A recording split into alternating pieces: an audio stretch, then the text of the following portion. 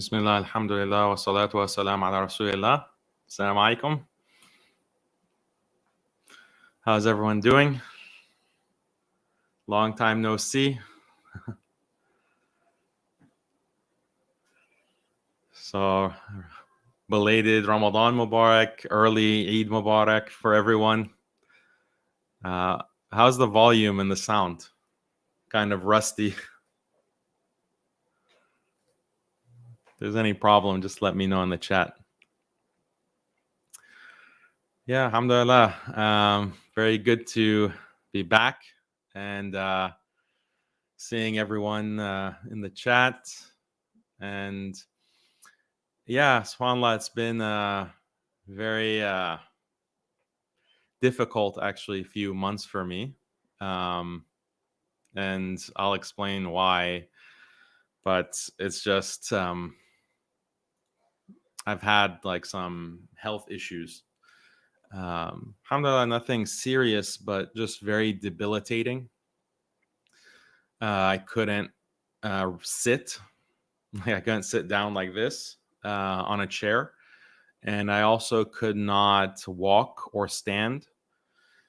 So it's been quite debilitating. I'm only now recovering, like over only the past like week and a half, barely 2 weeks. So actually, like if you watch the debate, this hijab debate that we're going to comment on inshallah today, you can see that I'm shifting around a lot in my chair, and that's because I'm in pain. There's pain. So have you guys heard of sciatica?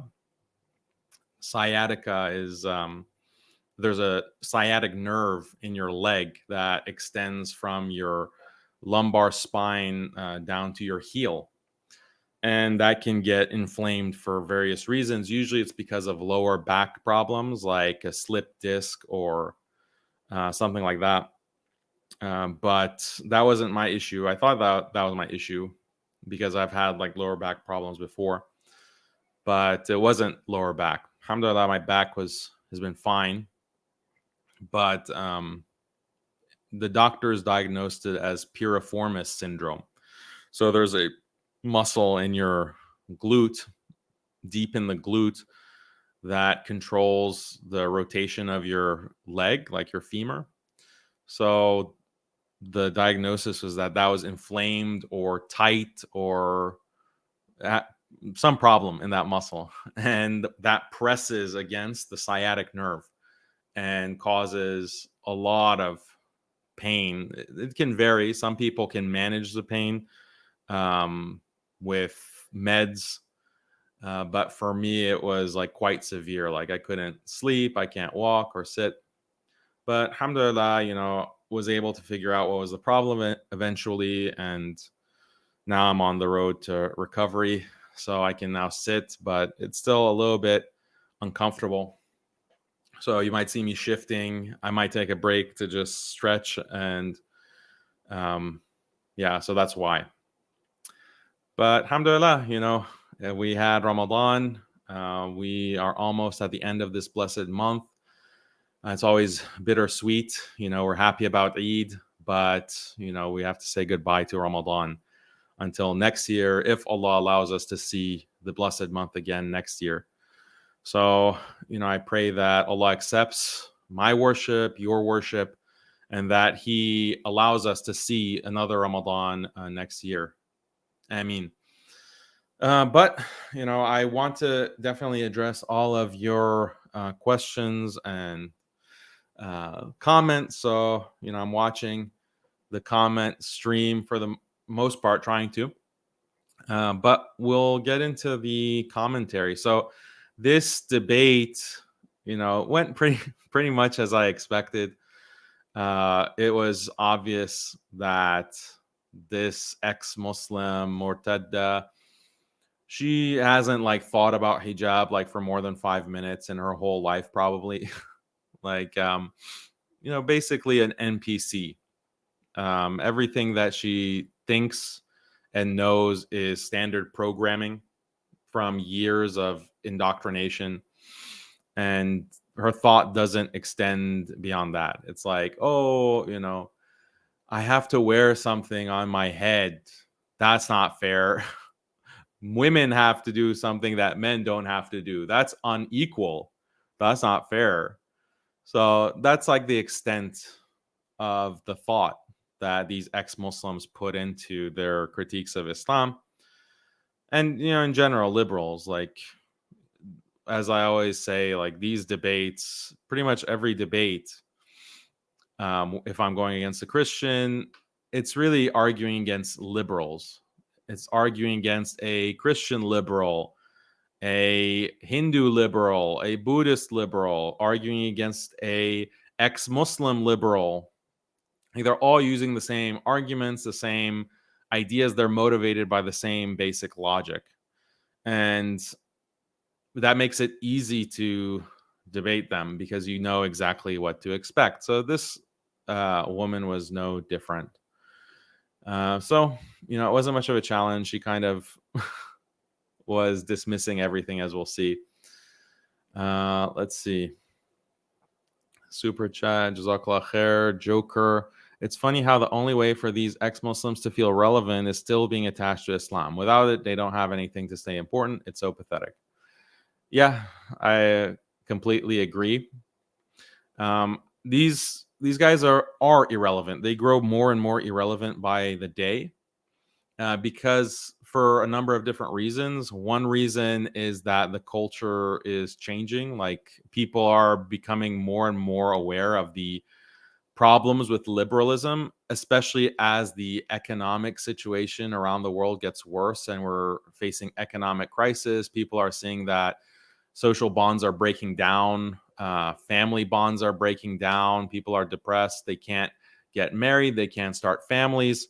So they're saying, like, is this the dream that liberalism has promised? Like, is this the utopia that liberalism has promised? So they're getting very bitter. And so it's not, the stock of liberalism is plummeting. And so anyone who is, bought in, like fully bought into that stock, is going to lose a lot. And so these ex-Muslims, they're all like bought in on liberalism, and they defend it tooth and nail. That's a stupid strategy for them. That's a very stupid strategy. But like, the only criticism of Islam that they know is a liberal critique. So they haven't learned. Like, some of the more sophisticated critics of Islam, they're already adjusting. Like, you can see that they're starting to change their arguments, because they know that this stock for liberalism is plummeting. They know they have to jump ship. And so they're starting to incorporate different criticisms of Islam. And so we'll have to adapt, to those kinds of new arguments. But it's still garbage, because it's just, man-made critiques using this kind of limited reason that people have, especially people blinded by their kufr or their hatred. So, but yeah, this is how I think the dawah is changing. The criticism of Islam online is changing. The same arguments aren't going to work. Like, the most powerful arguments for a long time against Islam has been these liberal arguments. Like, it wasn't the Christian arguments. Like what are Christians going to say? Like, oh, Islam doesn't have a trinity, like a mysterious trinity that no one can understand. Islam's theology is lacking for that reason. Like, that wasn't really making any waves or any difference for maybe over 200 years. But the critiques that did resonate with people is that, look, Islam does not value individual freedom to the extent that liberalism does. Islam does not value democracy to the extent that liberalism does. And religious freedom of speech, gender equality. Islam does not value gender equality to the same extent that liberalism does. So this has been the constant attack, constant. with standard arguments. Like, look at this Quran verse, look at this hadith, look at this example from the seerah. Why did the Prophet sallallahu alaihi wasallam act in a way that contradicts religious freedom, that contradicts women's rights and women's equality, that contradicts gay rights? So that's been the incessant refrain. And for the reasons that I mentioned, and what was backing that up, like, you have those arguments against Islam promoting this kind of liberal worldview, this modernist liberal worldview, and it was backed with political power. It was backed by this dominance of these liberal superpowers, the U.S. mainly, and then its vassal states in Europe and elsewhere. So it was backed by economic prosperity, but now that's gone out the window. Like, it's just been a decline economically. The U.S. is no longer, the undisputed superpower. You have China, you have Russia, you have, this multi-polarity that is rising. So those are, and the thing is that those countries like Russia and China, they are deliberately rejecting liberalism, and they're critiquing liberalism. Like Putin over there is making these critiques, like he's literally criticizing liberalism, but I think explicitly by name, and he's saying, like, this is a disaster, and this is destroying children's future. And we on MuslimSkeptic.com, we did a commentary on that famous speech that he did. So I'm not, full disclosure, I'm not a Putin fanboy. I'm not promoting Russia or China. I'm against any kind of governmental power, especially one with a long history of oppressing Muslims, like Russia and like China. But as I've argued and explained, like, this is a better situation for the world when there's not just one superpower that can just call all the shots, can bully and cajole and basically blackmail the entire globe, either with the carrot or the stick, basically. Now you have multiple players, and they counterbalance each other. You'd never want a monopoly. The ideal, obviously, is if we had Khilafah and we were one of the dominant powers politically. We're not at that stage yet, unfortunately. If we were one of the dominant powers, or we were the superpower. So inshallah, that will be the case. But for now, it's a matter of, okay, what is better or worse? And what's definitely better is multipolarity. So Jazakallah khair, Dr. Deep, for your super chat. Appreciate your support. Al-Andalusi, Jazakallah khair, for your super chat or your sticker. Thank you so much. Barakallahu feekum. It really helps the channel. Bassam, Jazakallah khair. Thank you, brother, for your very nice comment. Okay, so let's get to this. So I'm not going to play the intro statement on this. My intro statement. I'll play her intro statement. What's better? This. Okay, let me know if you can't hear it. To be here again. Thank you, Modern Day Debates. Oh, I forgot. I need to put on headphones. Otherwise, there's going to be an echo. Sorry.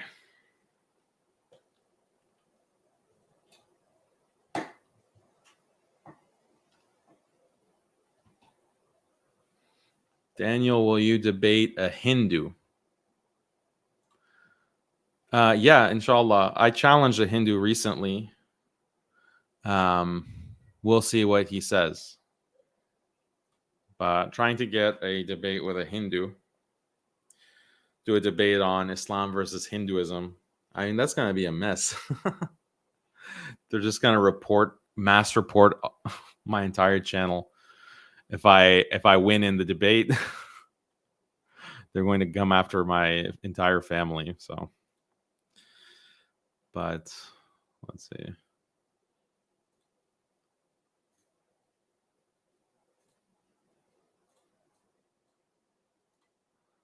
Okay, let's see. Let me know if you can't hear this. For setting this up. Daniel, it's good to officially meet you after our little Twitter spat where you did me dirty and blurred my face. You can't say that I didn't extend the hand of friendship when I graciously returned the favor. She didn't realize that I was like censoring her face in the live debate. So I was nice enough to conform to your worldview in order to protect your modesty and respect you. I had no choice but to scribble over your face. I'm sorry.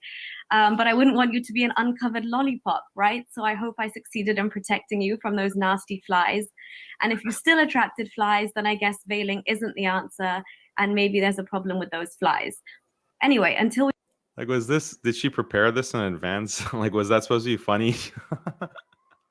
Like, it's not, this is the kind of mindset that she has, just projecting like what her feelings are. Like, she felt bad and she felt like embarrassed or for whatever reason belittled by me trying to preserve her modesty.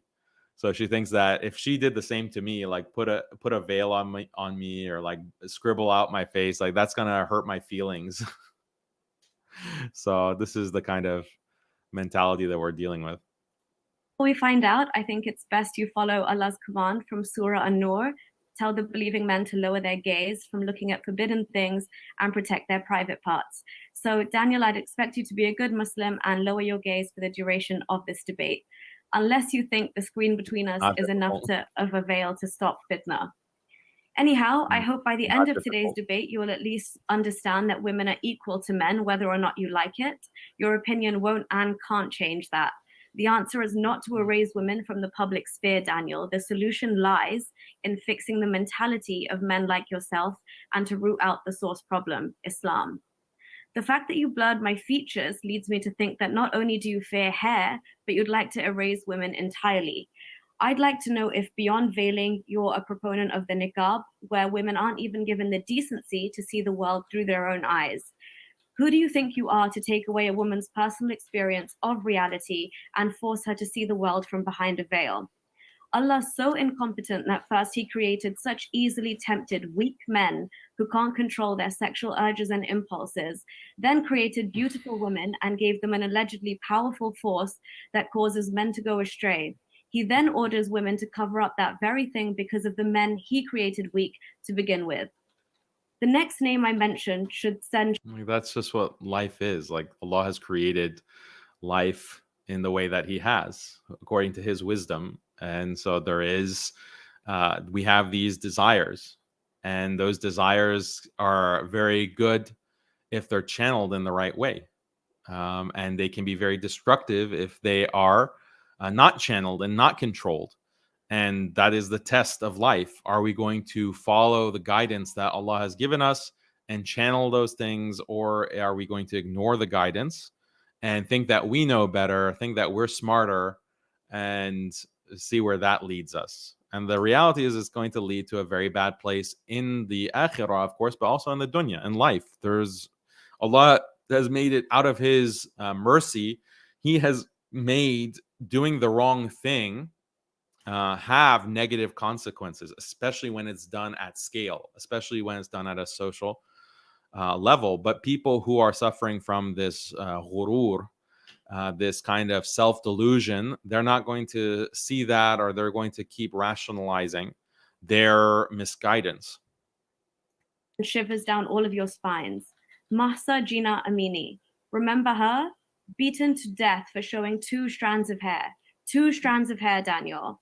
If they can beat a young woman black and blue, concuss and kill her for something as trivial as hair, what would they have done to me just for existing right now? And that's just the CIA psyop. Like, I tweeted like the actual video afterwards that was published of this Iranian woman, and she was not, it's clear like footage that shows that it's a complete lie. It's a complete fabrication that she was beaten to death for showing 2 strands. Like, I am Iranian. I've been to Iran, actually. The last time was when I was 12 years old. And, it's difficult for me to go back for obvious reasons. But, um, people show their hair all the time. Like women, even when when was that? Over 20 years ago, women were showing their hair, like they're walking outside. Now it's even more, it's worse. Now it's even worse. But back then, like defiantly, like women would go out, these liberal women with like barely anything on their heads, like from here forward is showing, and it's like colored, with they're dyeing their hair blonde, and that was before like women were dyeing their hair blue. They're dyeing their hair blonde and putting all these highlights, and that's like standard in Iran. Go to the major cities of Iran, Shiraz, Tehran. So, but she's, this kind of psyop, this like complete hoax that, oh, a woman showed 2 strands of hair and she was beaten to death. No, not exactly. No, that's not the way it is in Iran. I mean, should they be more strict in Iran? Should they like make sure that their laws are not being brazenly violated? Yeah, any country should have these kinds of laws and restrictions and actually enforce them. But that's not the reality now. That's not the case. Tell me, Daniel, what is it about hair that threatens Islamists like yourself so much? What does it do to you men? It seems to me almost as awe-inspiring as getting to see Allah's shin on the Day of Judgment. What about 17-year-old Nika Shakarami? Like all her points in this intro, which she's prepared, like she's reading, no problem. I prepare my opening statements as well, but like there's no substance. You're just like, these are supposed to be like zingers. These are supposed to be she's trying to make jokes, but they're not landing because it doesn't make sense. Like Muslim men are afraid of hair. Like it's the stupidest straw man. Her nose was smashed and skull was broken in Iran.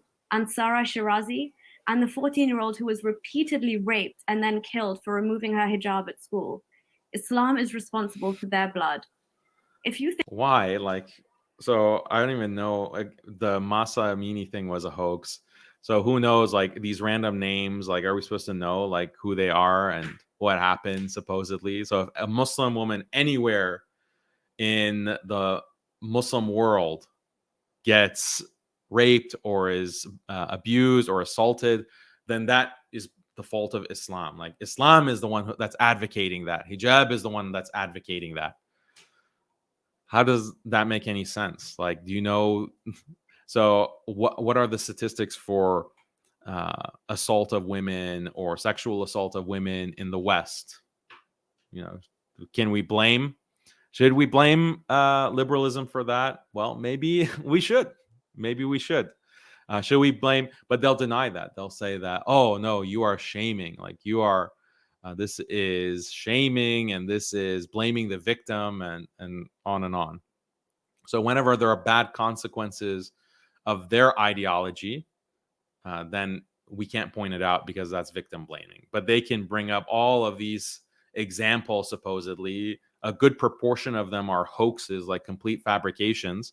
And that just is a complete indictment of Islam somehow. I think these barbaric excuses for men have already convinced us that they're scum.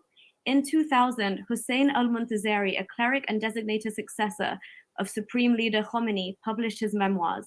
It revealed text from Khomeini's fatwa, which stated that female prisoners who are virgins must be raped before execution to prevent them from entering heaven. Where was their hijab to protect them then? This is like complete nonsense. Like, I'm not like an expert in, the fatwa of, I don't know if she meant Khomeini or Khamenei, because they're different. They're not the same guy. But okay, someone related to Khamenei wrote something in his memoirs that said that there's this fatwa. Like, was he endorsing the fatwa? Like, as if such a thing were possible. Like you raping someone. Like, this is just unbelievable. Like the kinds of hoaxes that they are perpetuating. Does she can she read Farsi? Can she understand Farsi? Like, where did she get this information? This is what they can get away with, like complete propaganda, anti-Muslim propaganda, probably originating from the CIA against its geopolitical enemy or Israel. Zionists, and then just parroting it. And then stupid thing is she's not even like attributing this to maybe Iran, like Iran's political leadership, or like a corrupt government. She's not attributing it to Shia Islam, Shiism. She's attributing it to all of Islam. So this is like ignorance upon ignorance, like compounded ignorance. Sexual assault was not confined to girls, but also aging women. Many were declared clinically insane as a result of the constant rape they endured. Allah, Muhammad, and Umar ibn Khattab are responsible for the body count of every single woman ever beaten, tortured, or killed in the name of hijab.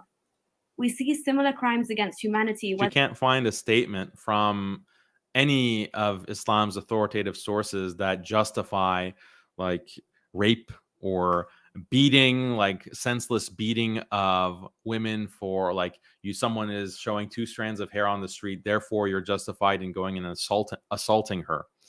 Like, this is insane. This is outrageous. And like you hear this kind of thing from like the worst redneck type Islamophobes that they don't even know like the first thing about Islam. Like, they think Islam is about worshiping the moon god. And this is the kind of thing that we would find in literature like that. And she's just regurgitating that for a serious debate, like a serious moderated debate. So it's like an embarrassment. The Pakistani army systematically undertook a campaign of genocidal rape against hundreds of thousands of Bengali Hindu women. It seems that regardless of being Muslim or non-Muslim, the common denominator with Islam is sexual violence and rape perpetuated against women and girls, hijab or no hijab. So like, it's so again, these historical details that are irrelevant to the debate, like if something like that happened with the Pakistani army, what does that have to do with Islam? And are you going to mention like, oh, you have Western armies doing the same thing, you have the BJP doing similar things, on a mass scale. You have, what's going on in, with the Rohingya Muslims by the Buddhist nationalists in Myanmar. So like, this is a very selective, just to put all of the blame on Islam and to defame Islam with this kind of hatchet job. Let me tell you a tragic story to bring this madness to life. On March 11, 2002, a fire broke out at a girls' school in Mecca. 15 girls were left to die. They could have easily escaped, but weren't allowed to leave the burning building. Why not, you might ask? Because they weren't wearing proper Islamic clothes, the veil and abaya. Civil defense officers reported that religious police, or the Mutawa, interfered with rescue efforts. They were there to ensure the strict gender segregation and dress code. Their powers included powers to arrest and to refer individuals suspected of violating religious and moral codes to the courts. Women who failed to cover up suffered on-the-spot beatings. Arab News quoted defense officers as saying, "We told them the situation was dangerous and it wasn't the time to discuss religious issues, but they refused and started shouting at us. Whenever the girls got out through the main gate, the Mutawa forced them to return via another. Instead of extending a helping hand for the rescue, they were using their hands to beat them." Human Rights Watch said women and girls may have died unnecessarily because of extreme interpretations of the Islamic dress code. Imagine putting a veil above human life.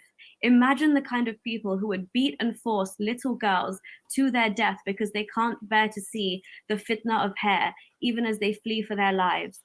This incident alone should prove to you how dangerous hijab can be. Even more disturbing is that Saudi is a state party to the UN Convention on the Rights of the Child and the UN Convention of the Elimination of All Forms of Discrimination Against Women. Now, the 4 major Sunni schools all agree it's obligatory for women to cover their head. Yeah, so I addressed later in the debate how this is also a complete hoax. Like, so it's like you're just dehumanizing Muslims. Like, you're making Muslims, you're portraying Muslims as these monsters, like unfeeling beasts. Like, oh, you care more about, a piece of cloth than you do about a woman's life. But this is like a caricature and just a dehumanizing portrayal of Muslims that has nothing to do with the religion, has nothing to do with the actual practice and lives of Muslims. And the actual story, as I point out, like this is a misportrayal by, the propaganda machine against Muslims. Like Saudi wasn't locking girls in a burning building because they didn't have proper hijab. Like they were in the school, so there is mandatory hijab in schools in Saudi, or there was at that time. So why would there not be proper hijab? Like the tragedy of them dying in that fire was because of a mistake that was made on the part of administrators, not like a deliberate thing to have them burn alive. So things like that are unfortunate, but the way that it's characterized by human rights groups that are these rabid liberal feminists, these middle-aged women with cats that are in these NGOs, like they're just creating this propaganda to defame Islam and to create reform. Why? Because they want Muslim women to be middle-aged cat women as well on antidepressants. Like that's what they want for Saudi women. That's what they want for Muslim women throughout the world. So they have to put out this kind of argument. Hair and entire body except the hands and face in the presence of men, other than mehrams. Many secular moderate Muslims insist there's no prescription for the veil in the Quran. At the very least, it's recommended or encouraged practice, if not mandatory. Now let's travel back in time to 1400 years ago. Having already proclaimed prophecy, Muhammad didn't give a flying barat about veiling. There are plenty of scenarios in Bukhari where he was in the presence of Qurayshi women who weren't veiled and he wasn't fussed. Now, without trying to dismantle Islam in one go, given because the command for the hijab didn't come at the very beginning of Revelation. So, she doesn't even understand like the progression of Revelation. The Quran is the direct word of infallible Allah spoken through Gabriel to Muhammad. How on earth did a wish of Umar ibn Khattab make its way in there? Either Umar is just as much of a prophet as Muhammad, who's capable of receiving revelation, or the Quran is not the word of God, just as the scribe of Muhammad, Abdullah Abi Sar, realized before he was killed on Muhammad's orders when escaping from Medina to Mecca. Bukhari 146 tells the story. One night, Sauda, the wife of the Prophet, went out at Isha, and she was a tall lady. Umar addressed her and said, "I have recognized you, O Sauda."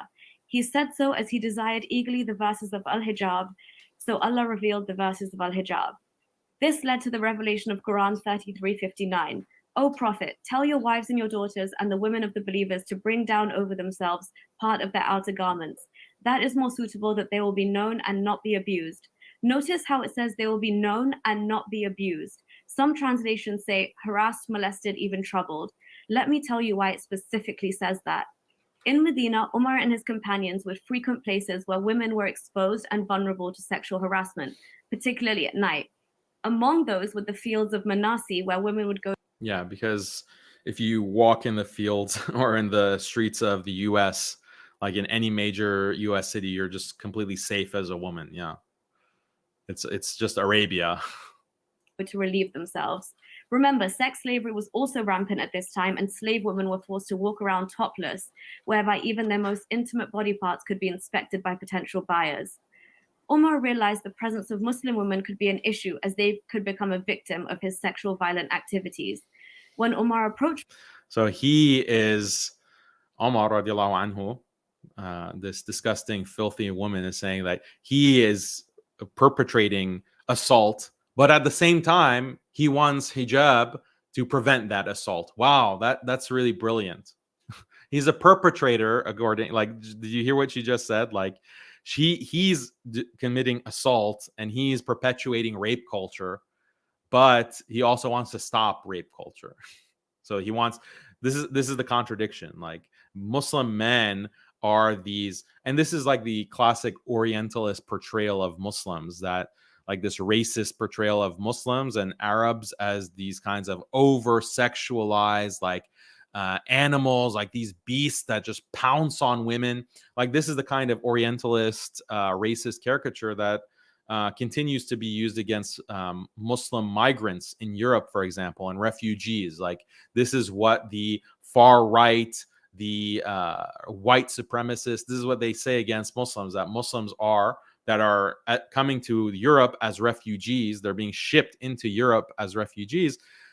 They're, these beasts, these monsters that just pounce on our poor white women, our poor innocent white women in their, rape gangs or whatever. So this is one, side of it. But they also want to say that, but Muslims are these prudes. Muslims are these sex starved, like they're just so prudish. They get so offended at the sight of a woman's hair, and like, so it's like both. How is it both? Like, isn't this a contradiction? Like, are Muslims these ravenous, oversexed beasts, or are these like coquettish, prudish, lower the gaze? And because that's what the Quran is advocating, that's what the Sahaba are advocating. You can't have it both ways. You can't speak out of both sides of your mouth. Muhammad demanding they cover in order to be noticed and not raped, Muhammad was initially reluctant. One night, Umar saw Sauda at the very spot where they'd carry out these sexual raids.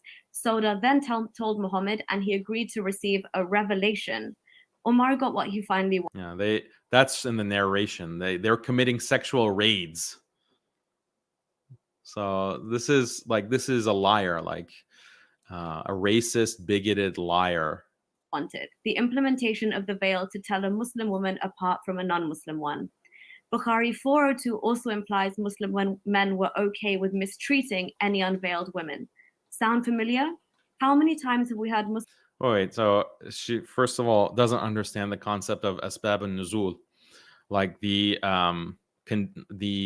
reasons for the revelation, like the context of revelation and how it's progressive and revelation. So this is what Christian missionaries have been doing for over 100 years, is that, how convenient that the Prophet sallallahu alaihi wasallam received revelation right at the time that there was an issue, right at the time that there was the Sahaba saying this or Omar saying that, radiallahu anhum ajma'in. Like, this is how convenient. Like, this is the type of argumentation that they make, but this is the nature of revelation. And this is also acknowledged in Christianity. This is acknowledged in Judaism, like in the Old Testament or the Hebrew Bible. You have God is also sending revelation according to the circumstances of the prophet, like Moses or Abraham or Isaac or Jacob. Like, revelation is sent, like God is sending revelation in a specific context, as guidance to a particular situation. So that's in the Hebrew Bible. In Christianity, you have the concept of the Holy Spirit, who will come and guide different saints and will guide different ecumenical councils. For example, like the Council of Nicaea, you have the fathers, the church fathers, are being guided by the Holy Spirit. So that's revelation that's coming. Like, God, according to their theology, the Trinity, that the Holy Spirit is coming to guide them in given an issue, like given a specific topic, given a specific context. So that's just when it comes to the Judaism, Christianity, Islam, like this is just understood that God is sending, like that's the whole point of sending a prophet, as opposed to sending like just a book that has all of the guidance contained in a finite number of pages. You have a prophet that comes and lives the book, lives the revelation, and revelation comes as different scenarios, as different situations arise within that environment and within that context. That is just a part of what revelation from the almighty, all-knowing Lord God means. But like it's really ridiculous for a Christian to use that kind of argument, because it's a self-defeating argument according to Christian theology and Christian Christian epistemology. But for a ex-Muslim to use that kind of argument means that you don't understand what revelation is. Like, you're just straw manning again. Muslim leaders claim that non-believing women are whores. What about the wave of sex attacks in Germany in 2016, where 1,200 women were sexually assaulted, Right. initially reluctant? One night, Omar saw Sauda at the very spot where they'd carry out these sexual raids, was initially reluctant to tell a Muslim woman apart from a non-Muslim one. Bukhari 402 also implies Muslim men were okay with mistreating any unveiled women. Sound familiar? How many What? Bukhari 402. Let me look that up. You can mistreat women for not being veiled.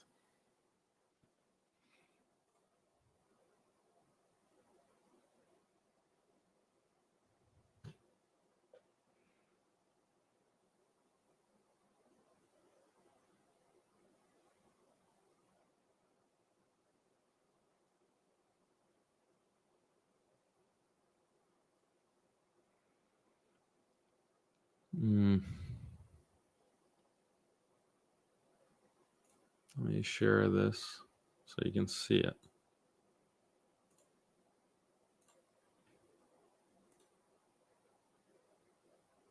No, I lost the.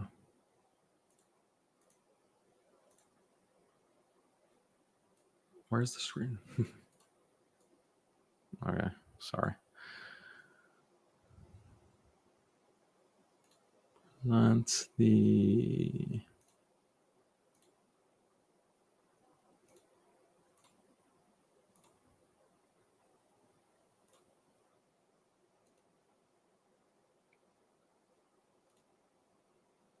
Can you see that? So this is Bukhari 402. And it's narrated from Omar radiallahu anhu. My Lord agreed with me in three things.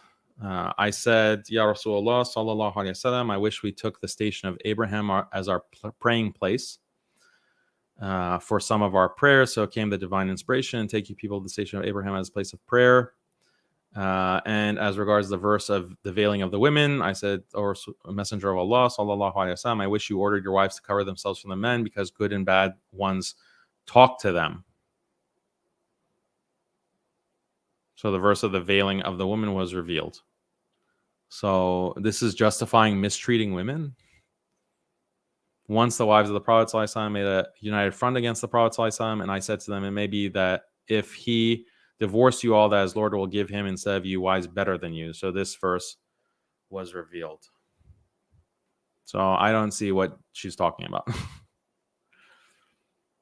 That's the thing. Like, you can't fact check live in the debate, or it's hard when she's spewing like a million lies a minute. But like, what was that?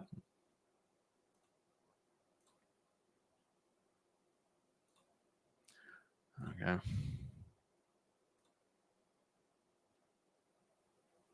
many times have we heard Muslim leaders claim that non-believing women are whores? What about the wave of sex attacks in Germany in 2016, where 1,200 women were sexually assaulted?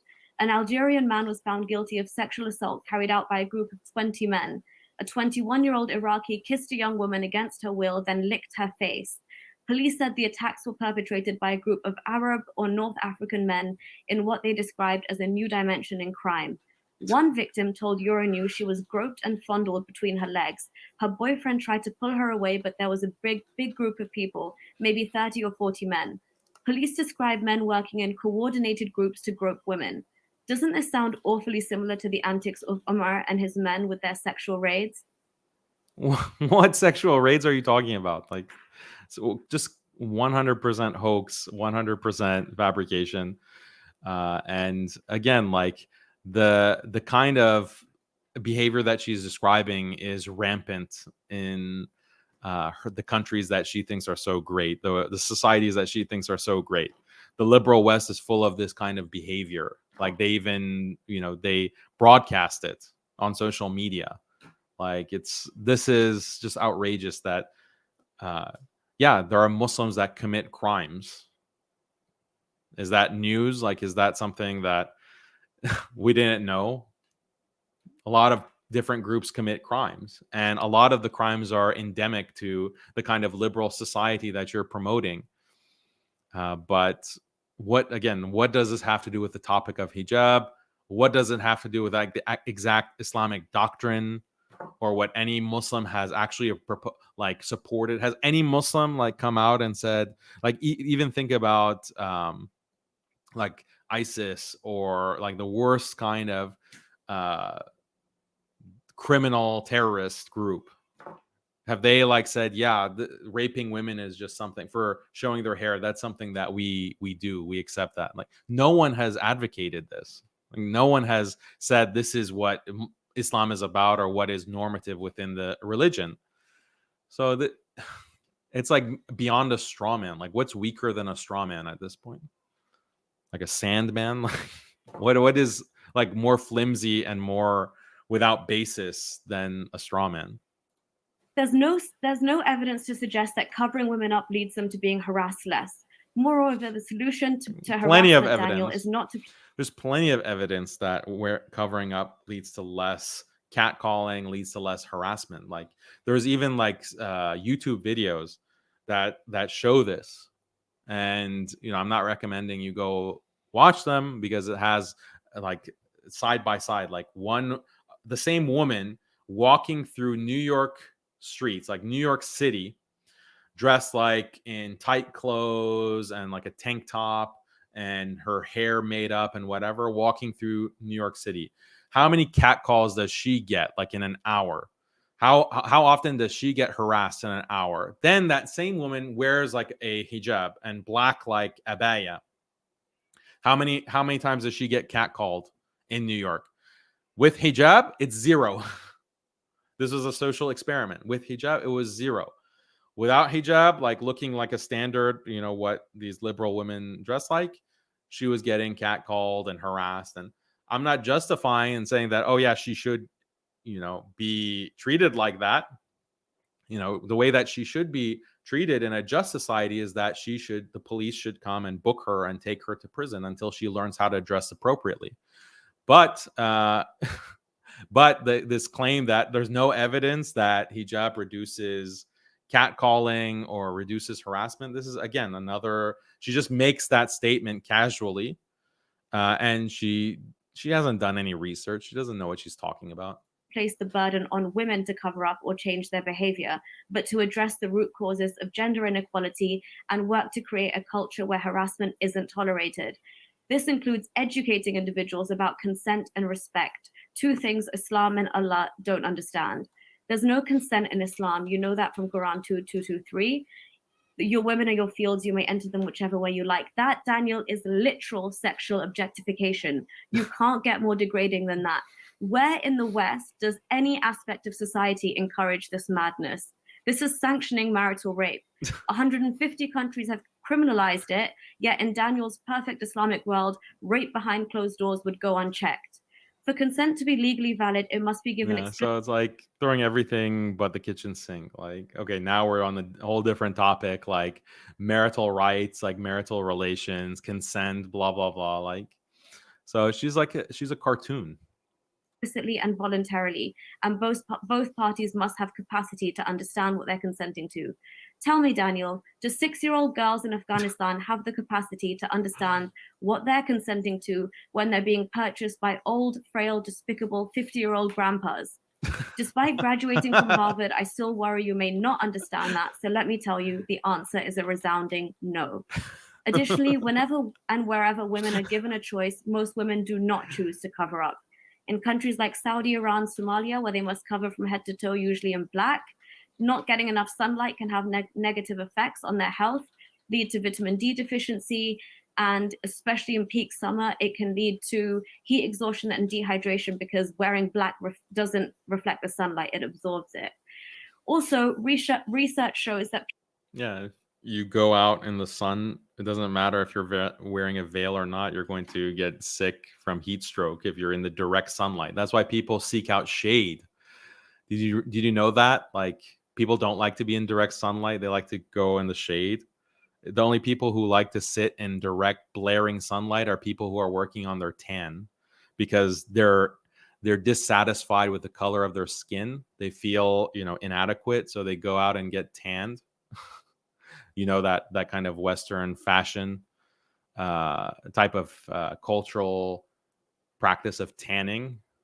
Other than that, normal people, they try to avoid direct sunlight as much as they can. They, especially in the summer when it's the hottest, they go in the shade. They look for somewhere cool. So anything possible to make hijab look bad, even if it's just completely illogical. And if you think about it for more than a minute, you can understand why. Doesn't matter. Just throw everything at Islam.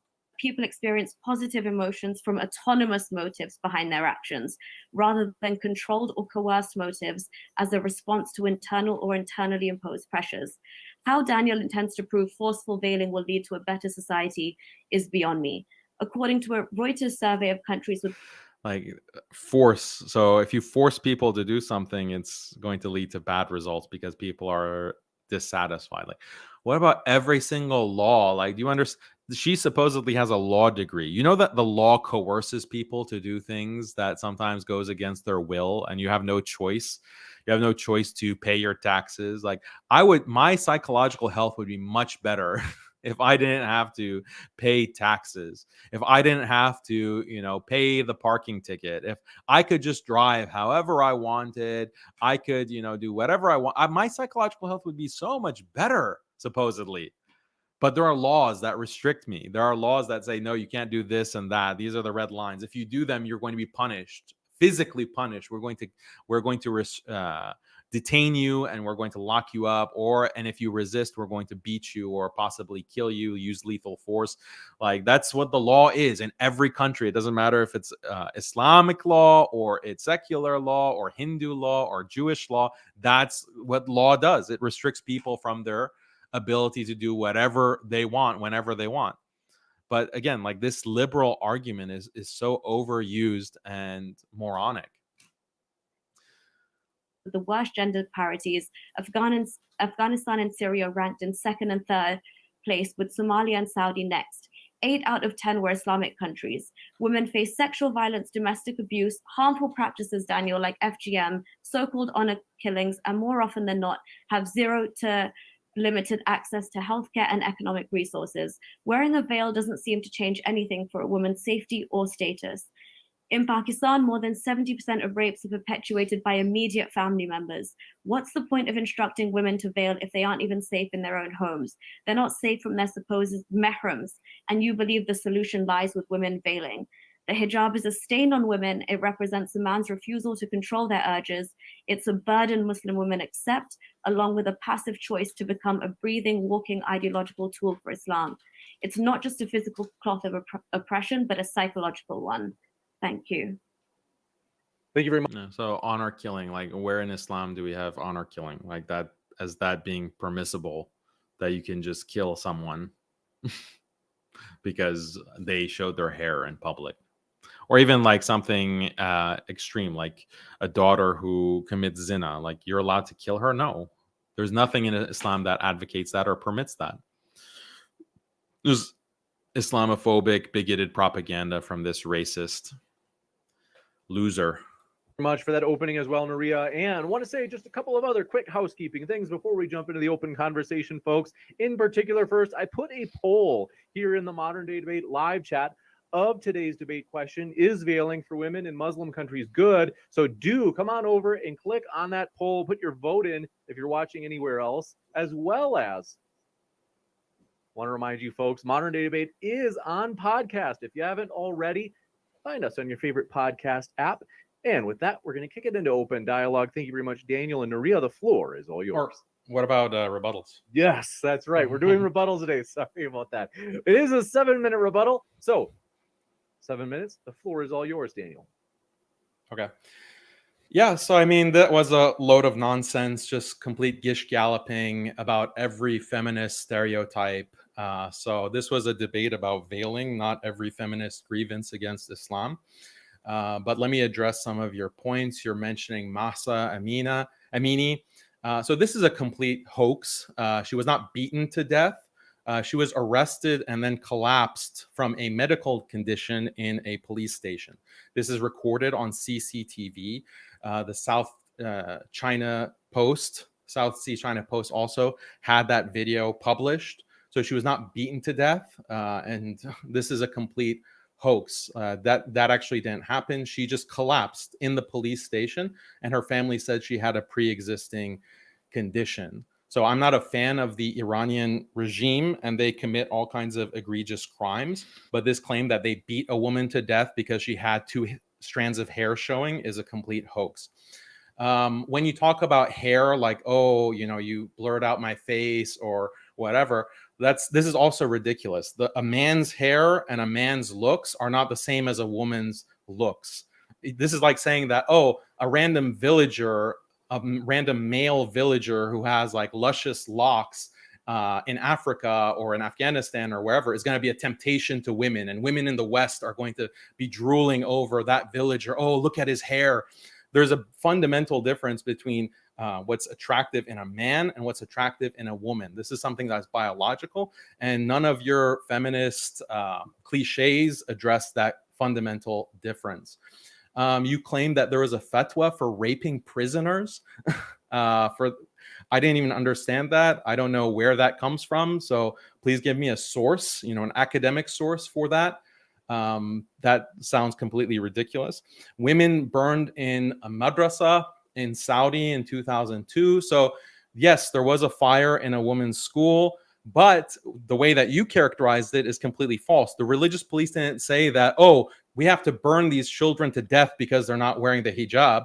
That wasn't the situation. Go actually read the official reports. The religious police just made a mistake because they didn't realize the extent of the fire. So they delayed the evacuation.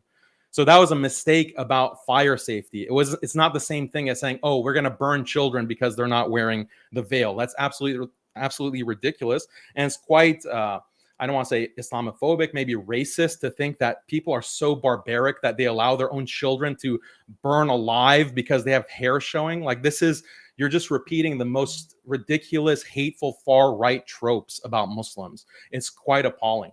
With your claim about Omar and the Prophet, peace be upon him, regarding veiling, and Omar is the one who invented the veil. This is also historically false. My opening statement explained how veiling existed in pre-Islamic Arabia. It's factually incorrect to say that Omar invented it or that this was something that originated with Islam. As I explained, there are many cultures that were around a millennia before Islam that practiced veiling, including in the Arabian Peninsula. Islam just emphasized and formalized it.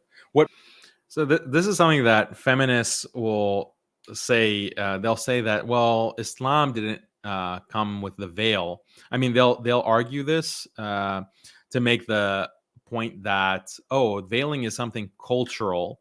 It's based on culture, not a command from God. Islam didn't command the veil. The Quran didn't command the veil. The Prophet ﷺ didn't command the veil. And the proof is that veiling existed in other societies prior to Islam, including in Arabia prior to Islam. So you have feminists who will make exactly the point that I'm making to argue that veiling, that the hijab is not required in Islam. I mean, that argument is a bad and stupid argument because clearly the Quran does command the veil. And even if something was practiced before, that doesn't necessarily mean that it's just purely cultural and it's not Islamic. The Hajj was practiced before, like making the pilgrimage to Mecca, to the Kaaba, was happening before Islam, before the revelation to the Prophet sallallahu alaihi wasallam. So that means Hajj is cultural, like it's just a cultural thing that, oh, well, now we're in a different time and we're in a different culture, so we don't need to be doing Hajj. Like that's why that's a stupid argument. But the irony is that the feminists are acknowledging that the veil did exist. It was practiced prior to Islam. But so that destroys the argument that she's making that, oh, it was something invented by Islam or invented by Omar radiallahu anhu to oppress women from their sexual raids or whatever dumb thing that she said. What pre-Islamic women wore is that they covered their heads with what's called a khimar. But the Quran just simply commanded them to bring the khimar over the chest, to cover the chest. So that's, again, complete mischaracterizations from your part. You're talking about like Arab and Black African refugees in Europe raping women. Like, as if, what is that supposed to prove? Like, how is that relevant to hijab other than spreading more right-wing stereotypes? Afghanistani girls being purchased, like 6-year-olds, like what are the sources from this? Like, give me academic sources to back up these kinds of points, not just these what seems to be far right-wing racist sources that you seem to be quoting for the purposes of this debate. So, I mean, how much time do I have, James? You have 2 minutes and 40 seconds. So your entire argument was predicated on two massive lies. First, that you're saying that veiling is something specific to Muslims or Islam. It's something that Islam promoted. This is false. As we saw, there are countless historical examples. You also want to portray veiling as a form of misogyny and hatred of women. But as I discussed in the opening, veiling is just another form of a universal human practice known as mate guarding. Mate guarding has nothing to do with misogyny or subjugation. It has to do with securing the interests of both men and women so that they can have stable, long-term, committed relationships that become the building blocks of a healthy society. The modern liberal alternative that Nuria is proposing is an absolute dystopia. We are at a point in history where, due to porn culture, women are more exposed and more uncovered than at any other time period. Yet we're also seeing unprecedented levels of depression and mental illness from women. These things are deeply connected, no matter how much atheists like Nuria will deny it. Now, Nuria might say that contemporary porn culture is bad, but that doesn't mean we have to start veiling. Actually, that's not true.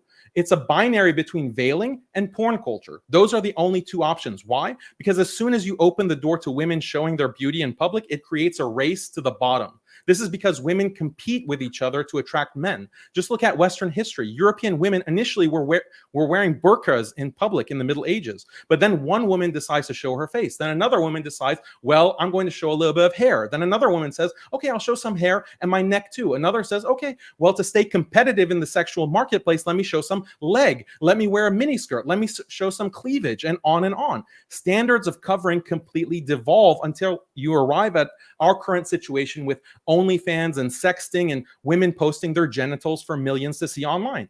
Once you open Pandora's box, that's what happens. And history has proven this over and over again. Veiling is necessary to keep that box closed. And there's empirical studies that show this as well. I mentioned Andrew Galperin. You can also look at Gregory Webster's life history theory. Basically, women who grow up in households where the mother is more promiscuous and there's no father influence, those women end up regretting uncommitted sex, but they just regret it a little bit less than women who grow up with a father figure. So this becomes a perpetual cycle. This becomes a vicious cycle, and it brings the entirety of society down with it. And we are seeing that dystopia all around us. So I can't understand how someone like Nuria, you don't have to be a Muslim to recognize that this is a problem. Depression of women, suicidal thoughts of women, that 1 out of 3 young girls is suffering from suicidal thoughts. That is connected to the kind of social media that pushes. Yeah, so I mean, the race to the bottom is very apparent, like within Western society. Like you can see that more and more skin, showing more and more skin, more and more nudity, more and more sexuality. Like this is an undeniable part of Western history and Western culture. And for anyone to think that this is a good thing or that this like helps society or is a sign of a healthy society, like what kind of depths of delusion are you living in? And then we have this guy, Rain Man. He's saying, it's funny hearing you guys tell us that you don't treat women horribly. You remind me of teachers here in the States who claim they aren't indoctrinating children in LGBTQ and CRT. Okay, I don't know how we're reminding you of that as Muslims. Like you in the West, like, okay, I assume that you're this kind of conservative Christian. Look at what your cuckservatism, like your political ideology has led to in the West. Like, look at your children, like look at your daughters, what your daughters are doing under your noses, in your own house.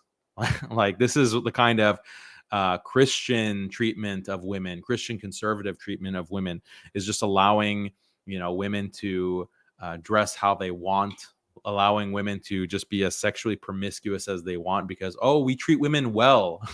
We treat women so well. We let them, just sleep with their boyfriends. Like, oh, there was this one tweet that I shared on my Telegram channel. You can go to my Telegram channel to see it. But it was like this exact kind of Christian man, Christian, I don't know if he was conservative or liberal, but just one of these kind of boomer types talking about his 12-year-old daughter. Like, I'm going to support my 12-year-old daughter by making sure she knows how to practice safe sex. And I'm going to get her condoms, and I'm going to get her birth control and plan B. And, when her boyfriend comes to my house to sleep with my daughter, in the room next to me, I'm going to make sure that she's 12 years old, but she's a strong, independent woman. And I'm going to make sure that she has the birth control that she needs and the support that she needs to get railed by this boy from down the street, right next to my bedroom.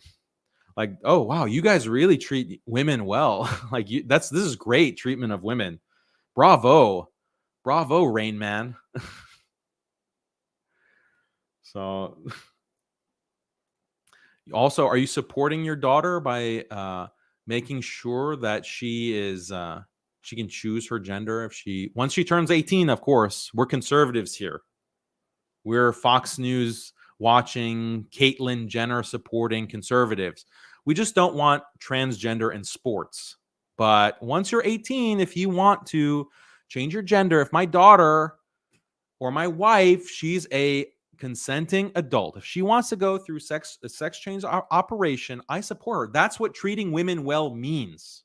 That's what treating women well means. Unlike you Muslims, unlike you barbaric, savage Muslims, you think that you treat your women well. No, we treat our women well.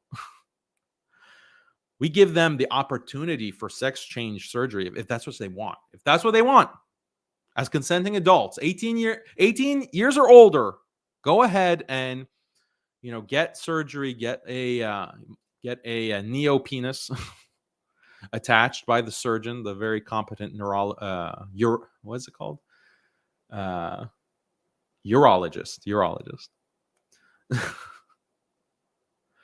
So, I mean, these people have nothing to stand on. See, like, that's the thing. Like, this kind of what I was saying at the beginning of the stream, like, people now know what this kind of libertarian or liberal conservative idea of absolute individual freedom, like, people see the consequences of that. And it's so disturbing. Like, you can mock it so easily.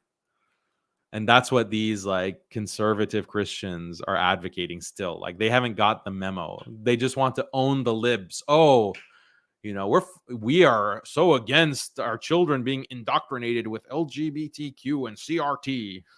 We're so against that. But we support gay marriage and we support LGBT equal rights. Of course, that's what libertarianism is all about. That's what Ronald Reagan would have wanted. Yeah, so Donald Trump is like going on the campaign trail for 2024 with the rainbow flag. Like, he's having fundraisers with all these different LGBT groups. Like, he's a true conservative because he draws the line at the drag queen story hour. So when are you guys gonna wake up, you boomers, that liberalism was a mistake? Like, liberalism, John Locke was a mistake. Thomas Jefferson, he was a mistake. John Stuart Mill, when are you guys going to disavow? Like, that's what I want to see. Yeah, anyone can disavow, what's that guy? Mulvaney, like that Bud Light transgender guy. Like, everyone can disavow Dylan Mulvaney. Everyone can disavow her. Okay, her. We have to be careful not to misgender her. Yeah, that's a big deal. Okay, so what? Let's see you disavow John Locke. Let's see you disavow John Stuart Mill. Let's see you disavow Thomas Jefferson and all these other deists, modernist liberals that were very anti-Christianity, by the way, and wanted to, reinterpret Christianity to bring it in line with individual freedom and equality. Let's see you, when you are serious enough, conservatives, okay, even you far right, when you're serious enough to disavow Thomas Jefferson, then get back to me. Then you can say something to Muslims. then you have a leg to stand on. But until you do that, then you're a joke. You're a hypocrite. You're a hypocrite because you think that you can disavow like the drag queens and the public library and be consistent without disavowing your founding fathers. But I'm telling you that they're all connected, baby. It's one straight line. It's one slippery slope. As soon as you disavow the tradition, the religious traditions of, thousands of years, and you say that women can show their hair in public, and our women, look at the pictures, look at the historical pictures. Like I showed them in my intro statement, like these medieval women in Europe were wearing a full burqa. They were veiled. Their face was veiled. That's what's indigenous to Europe, is veiling and the burqa. For all you white nationalists out there, like that's the indigenous dress of women. It's when you started modernizing, when you started saying that, yeah, we don't care about do we really need to follow everything that the Bible says? Do we really need to follow everything our ancestors practiced, and culturally in terms of gender relations? And no, I mean, we need to advance, we need to progress. There's this idea of progress and scientific discovery. So yeah, so disavow that, and then Muslims will take you conservatives seriously, because as far as I'm concerned, you haven't gotten there yet.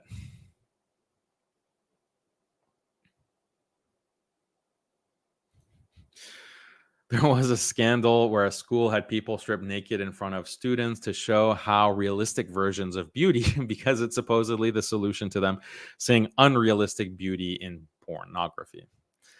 Thank you for your super chat, Isa.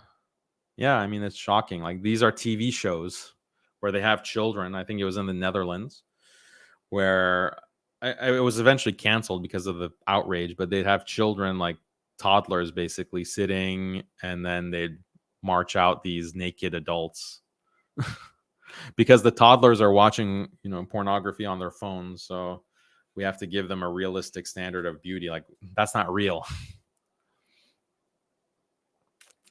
Yeah. Muslim Scion, Jazakallah khair, brother. I made a meme which is on Monday Memes 2 weeks ago, Black Spider-Man looking at Red Spider-Man, and it's labeled conservatives and liberals 10 years ago.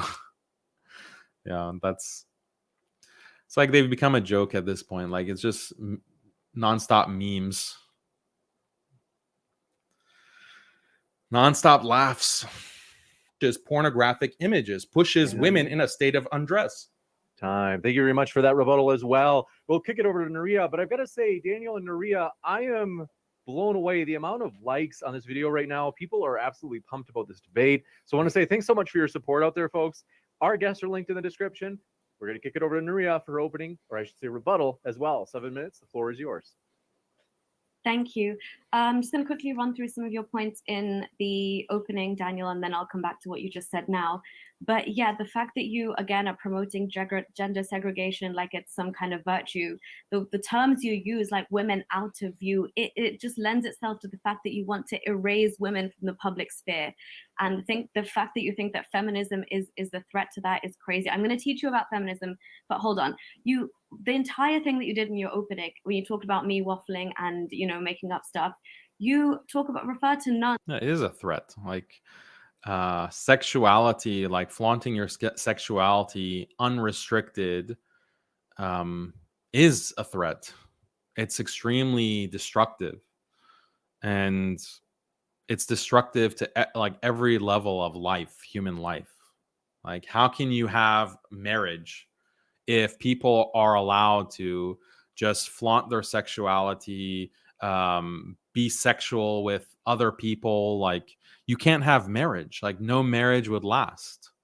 You would have people cheating and breaking up their marriage. Like, they just be constantly dissatisfied, because they're looking at other people and they're getting sexually attracted to other people, both men looking at women and women also looking at other men.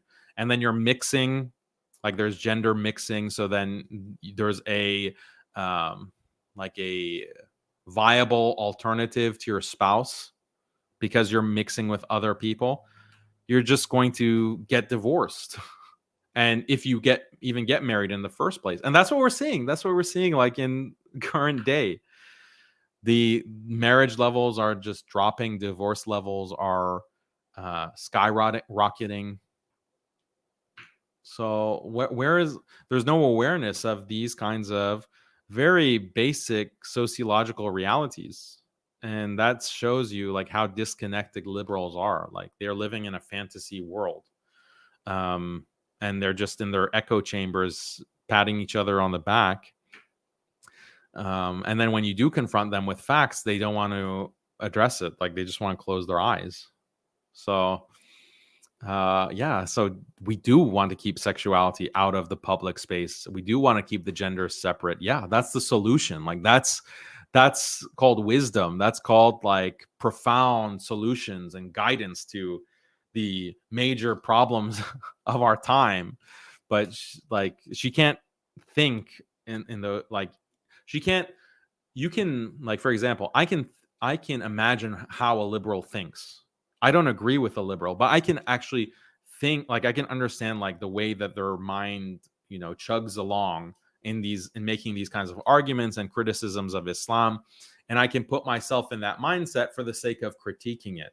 And that's what like any like base person with basic intelligence should be able to do, is like consider someone else's point of view so that you can analyze it. And ultimately you may not agree, but you can put yourself in a position to at least represent the other side. But these liberals are not willing to do that. And that's why their arguments are so intellectually weak and they're so easy to knock down, because they refuse to stand in the shoes of a Muslim. Stand in the shoes of a Muslim and try to see things from the Muslim perspective. So at least you can represent the Muslim perspective in arguing against it. That will actually create like a more plausible argument or something that is actually worth considering. But because they can't do that, and they refuse to do that, all of their arguments are caricatures.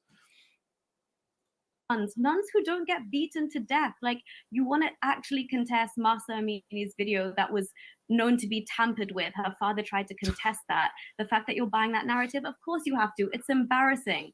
I know that. But video, who claimed that was tampered with? Like the CIA? Like how was it tampered? Like it's a very clear video, unless the whole thing is CGI. Don't get beaten to death. You can't compare. It's a choice. That's the operative word here, choice. None of the empires or regions that you talked about having veiling claim to be the timeless, eternal religion that Islam is. Society has moved past that. Nobody is being beaten black and blue for not covering their heads. Only under Islamic society is that happening. What you did in your entire opening was an appeal to history and tradition fallacy. Because it happened in the past so much, therefore, oh, look, it's correct. No one's being beaten black and blue. Like, do you not know anything about crime statistics? Like in the West, like some of these Western countries, especially US, crime rate is skyrocketing. Like violent crime is skyrocketing, and go even to your own ideology. Like look at what the LGBT groups are saying. They're saying that trans women are the biggest victims. Trans women are the biggest victims. So, are you denying that? Like, we don't have that problem in Muslim countries. Correct. That's not how it works.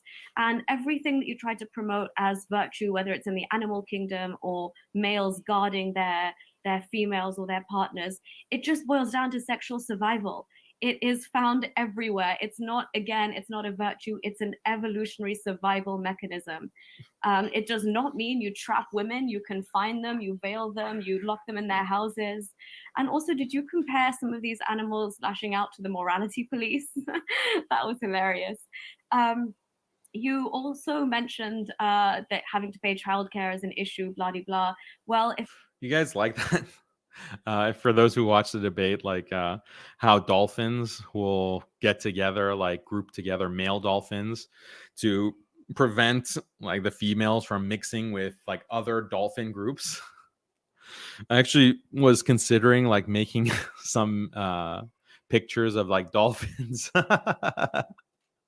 like with sticks or something, like, or with guns, like dolphins, bullying like other dolphins, female dolphins. Like, yeah, that's a zoological fact. Go study dolphins. Go study, gorillas. Go study all of these different animal species that they practice mate guarding, and they literally veil their mates. So that the argument there is that this is just something that is natural part of human biology. And she, like, maybe it wasn't her, but maybe in the Q&A someone brought up a point about that, which I'll address inshallah later, about biology. Like, does Islam just accept whatever is biological we accept? No, obviously not. So, like, where do you draw the line? We'll talk about that. If that's the case, why does Islam insist on custody of the child going to the man? Why not keep the child with the female? Even in matters like that, you discriminate because you want to keep that child in the fold. Even there, you don't give the woman the courtesy of contesting to keep her child because it's only one way in Sharia. And you see everything. She wants to bring up every single issue because she just is so beat on the main topic. Again, you talk about women being less promiscuous if they are veiled. Do you know the amount of Arab girls that get on planes from the Middle East and take their abaya off as soon as the plane takes off from that Middle Eastern country? Of course, you're going to have these skewed studies because it's underreported. If you get caught in one of those countries, you'll go to jail, get lashed. Why would anybody report this? Where are you getting this data from saying that this is happening? Because if I was one of those women out there, I definitely would not be reporting it. Like, in periods where you have a superpower, you have a culture that is dominant around the world because of globalism or this kind of neoliberal order, because the US has been a superpower. Yeah, that's going to be the dominant culture. And you'll have people who are weak in their commitment to their religion, or weak in their commitment to their faith and their culture.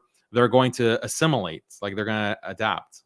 So does that mean that culture that they're assimilating to is more rational, more moral?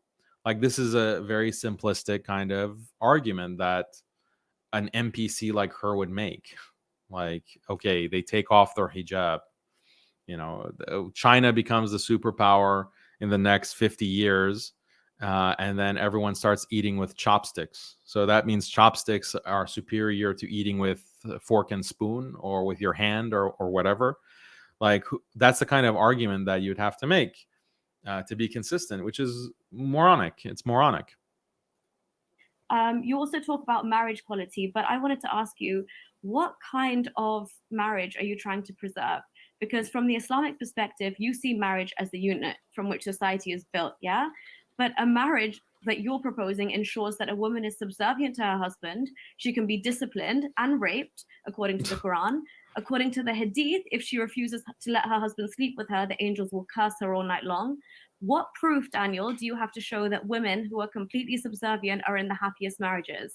What studies have shown that wives who are raped or beaten are better off than couples who consider one another as equals and human beings? What studies show that marriages where the husband takes extra wives, controls the wife, where she's encouraged to stay home, get permission to leave the house, are more successful? I don't understand how this lends up in a more loving, caring family unit, as you claim. Polygamy, for example. I mean, the studies, like, there's no study that does a side-by-side comparison like that. But there are these kinds of sociological studies that look at societies, like what are the differences in rape, violent crime, what are the differences in divorce, and family size, and marriage length, emotional health, suicide. What are the differences between Muslim societies versus non-Muslim societies, or Christian societies, or atheist societies? Those studies are there, and all of them show healthier metrics in the Muslim societies. No one disputes that. Like, the kinds of things that the liberal says is that, well, Muslim societies lack women's rights. Okay, yeah, of course, because you're defining women's rights according to like a liberal definition, liberal secular definition of women's rights. So that's a good thing that Muslim countries don't accept like that dysfunctional poison of Western women's rights. But look at the other metrics. Look at things like the divorce rate, the marriage rate. What percentage of people are married in society versus not married? What's the rate of fornication? What's the rate of adultery and cheating? What's the rate of all of those metrics? Muslim societies are doing better. Muslim societies are on top. And these liberals, they can't deal with those metrics. The only thing that they can do is ignore them or dismiss them and say, oh, that's because of underreporting, or oh, that's because they fake the data.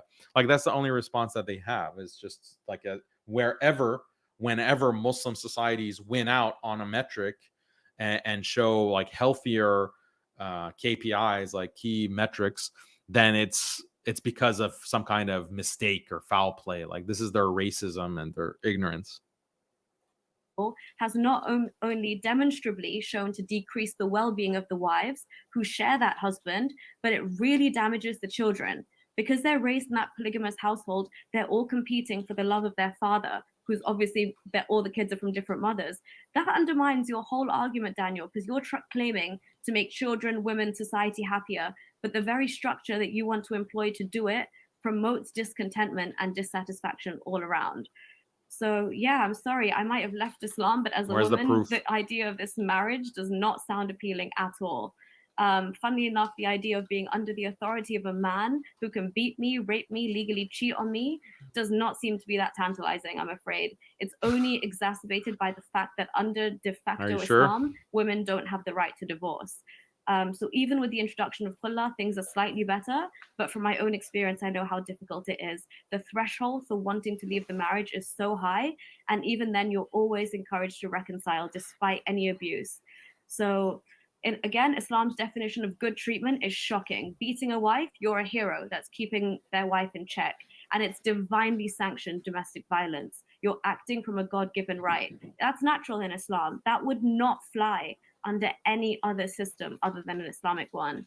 And again, you're arguing for social modesty, Daniel. Why? Why must a woman be invisible? Because she might attract male attention.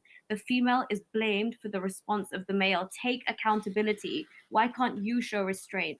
Again, it just shows this is a man-made injunction. God would not have created two sexes in this way. James, do I have time left? Minute and 54 seconds. Okay, cool. Yes, Daniel, female liberation, intersectional feminism, it's new, society is adjusting to it, but have men actually adjusted? Let's ask that question. Are they taking up more of the burden? Women are working now more than ever. I have a fulfilling career and I wouldn't give it up to sit at home all day. Some women want that, and that's their choice. The operative word, again, being choice. So yes, women like myself would like to strike a healthier balance between work and family life when and if I do decide to have children of my own. But the question is, are men shouldering more of the burden?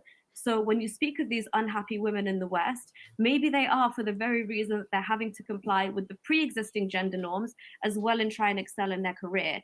If the unpaid labor and childcare at home is being done exclusively by one person, then yes, I'm pretty sure they would be bloody miserable and it would definitely take its toll. I think Daniel knows that if women have a choice, most women won't accept what men like Daniel are offering. Granted, some will, but that's besides the point. Give them a choice and let nature decide. Yeah, like you can show children like just a platter of candy and then another platter of broccoli and chicken and healthy rice and greens, and the child every time will go for the donut or the candy or the Pepsi. So that means that Pepsi and candy and donuts are the healthier choice, the superior meal. No, so that's such a bizarre kind of argument to make, that a lot of the ex-Muslims make this kind of argument. The thing is that you have human desires, and human desires have to be channeled, and you have to put restrictions, you have to put limits on personal choice. Otherwise, it leads to destruction. Saying women are less happy today is based on social data from in the West, Daniel, from about 50 years ago. A lot's changed. There's a lot of factors to consider. It's not just women's rights that have changed. Over the last 50 years, there's been technological advancements, economic slumps, and other things. So you can't just say we're unhappier today because feminism or because women have more rights. Also, it does not follow that women are unhappier now because they have more rights. It just doesn't make sense. I want proof. It just doesn't make sense. Like, that's her argument. Hold on one second. What did she say before that? Exclusively by one person, then yes, I'm pretty sure they would be bloody miserable and it would definitely take its toll.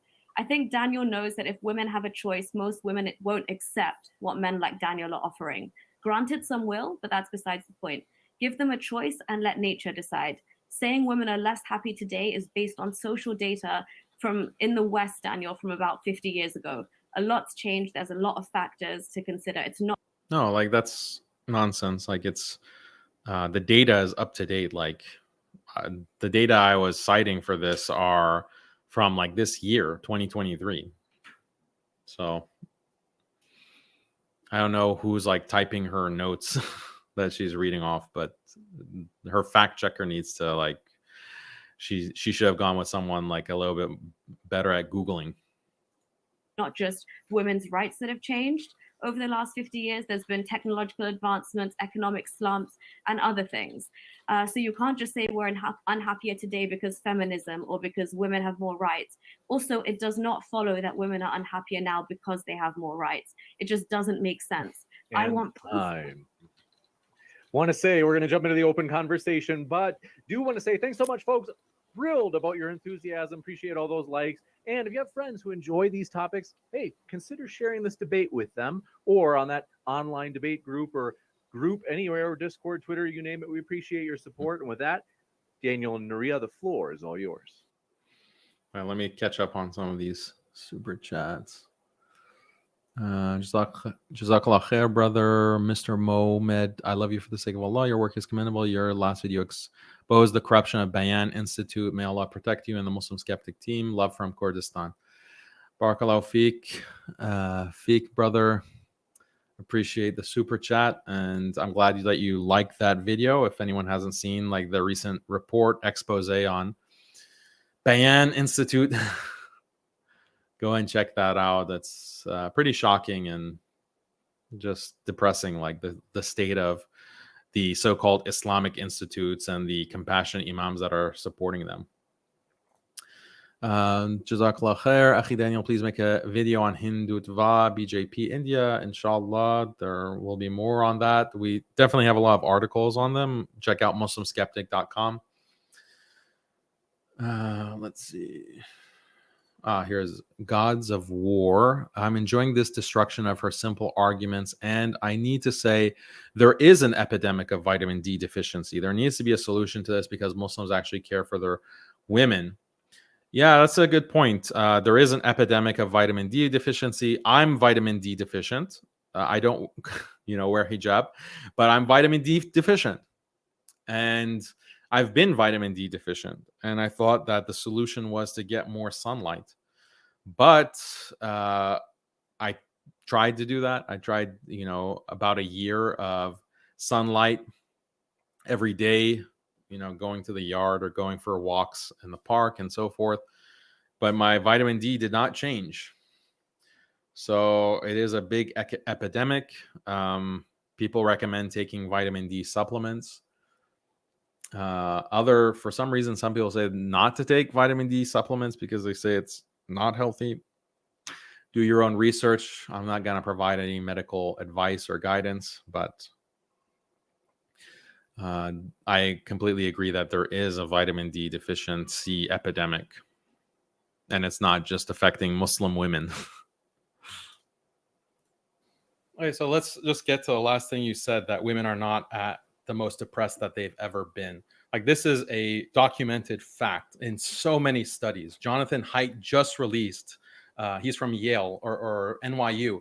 He just released a huge article on the levels of depression in young women at the highest levels ever. The highest rate of suicidality, like suicide thoughts, depression, mental illness. How can you deny something that is... So it even has a name for it. It's called the happiness of women paradox, women's happiness paradox, because just like you, people say it doesn't make sense, but here's the empirical data showing the rates of depression. Are you just going to deny that empirical reality? No, Daniel, I know you always come with these skewed stats and empirical data that matches whatever you have to say. But again, you can't.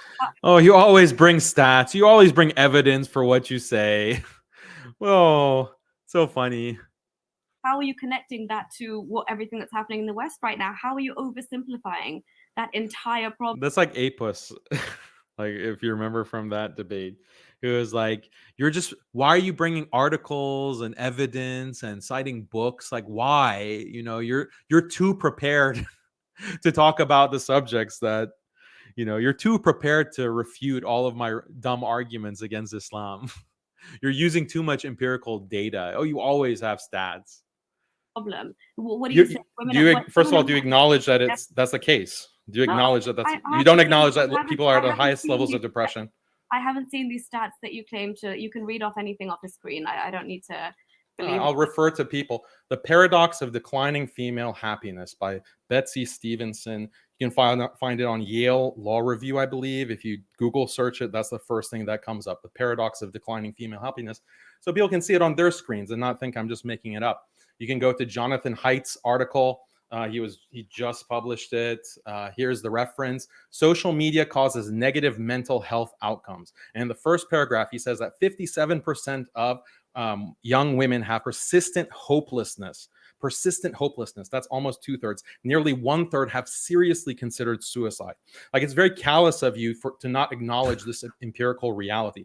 I think that this is important to address. It's a global phenomenon.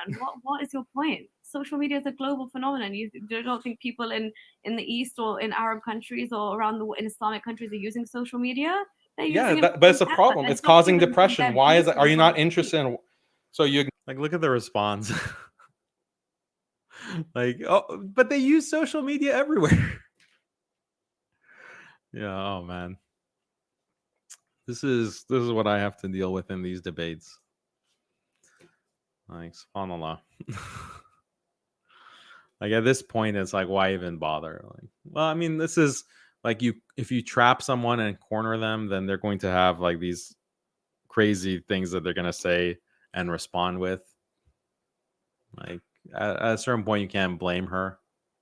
It's just don't have the mental capacity as an NPC to take in information, process it, rearrange your prior assumptions, and express, a conclusion based on that. Like, that's just basic rationality that if you're an NPC, you can't do. Like, that's what it means to be an NPC. Like, you just have a programming. Like, you can respond to a programmed, like chat bots, for example. Now you have AI chat bots that they can actually give more reasonable responses to your questions. But in the past, like, if there were chat bots in the past, like 10 years ago, 20 years ago, or maybe not 20 years ago, but definitely 10 years ago, and you ask them a question, if it's not like part of like a pre-programmed set of inputs, then the chat is going to only produce nonsense and gibberish. You can, the chat, if you ask the chat, what do you think of this hadith, for example, the chat isn't programmed to respond to like such a specific question. The chat is respond to things like, hi, how are you? How's the weather? What do you think about the president? Things like that.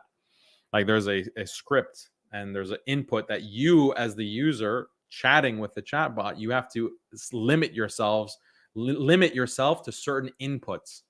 And then the bot can take that limited input, and it has a instruction, like a algorithm or a step-by-step code that'll tell it what to output based on what you input. That's what an NPC is, a non-playable character, and people who are NPCs like this. And that's what they want the debates to be. Like, they want the debates to follow a script. They want these kinds of debates to be someone like coming and saying, yeah, we practice the hijab because that's what God said. And that's what God said. And, it's a woman's choice Hijab is choice, and it empowers women. Hijab empowers women, and it's such a beautiful example of freedom. And you have so many converts that when they become converts, they wear the hijab. So that shows how beautiful hijab is. Like, that's the kind of argument that they are programmed to respond to. So you have to just not use those kinds of arguments. Number one, because they're bad arguments, and number two is you're just playing into the hands of the opponent. So, but as soon as you deviate from that script, you give them inputs that they are not expecting, especially when you go on the offensive and you start critiquing their societies, their ideologies, these kinds of sociological data. They are like, up a stream without a paddle, I think is the expression.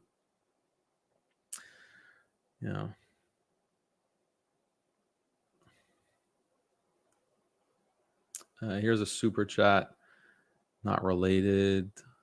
How to defeat presuppositional apologetics. I've seen a few Christians making the argument that their book is divine and there is no arguing it. I thought Paul wrote the Bible in 100 AD. Thanks.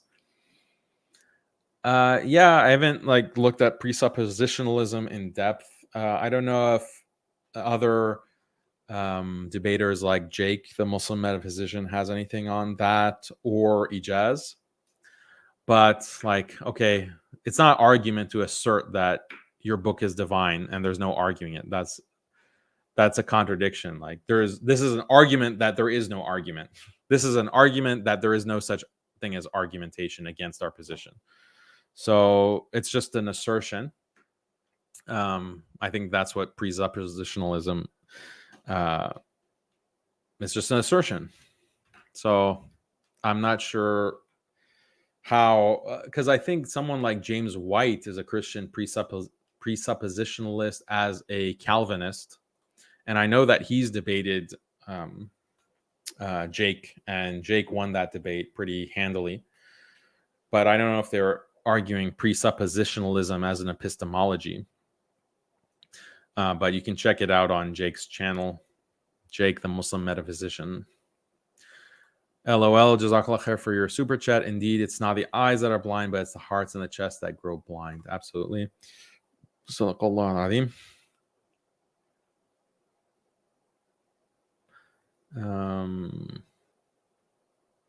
Okay. Acknowledge that depression is at all-time highs now. Or you still want to deny it? No, sure, I'll give you that. But you can't. Okay, so what could be the causes of it? Do you think it's healthy for young girls to just constantly be exposed to women using all kinds of makeup and wearing all kinds of clothes that are revealing clothes? Do you think that causes depression or not? Do you think being forced into a marriage at 6 years old causes depression or not? We're talking about veiling here. We're talking about veiling.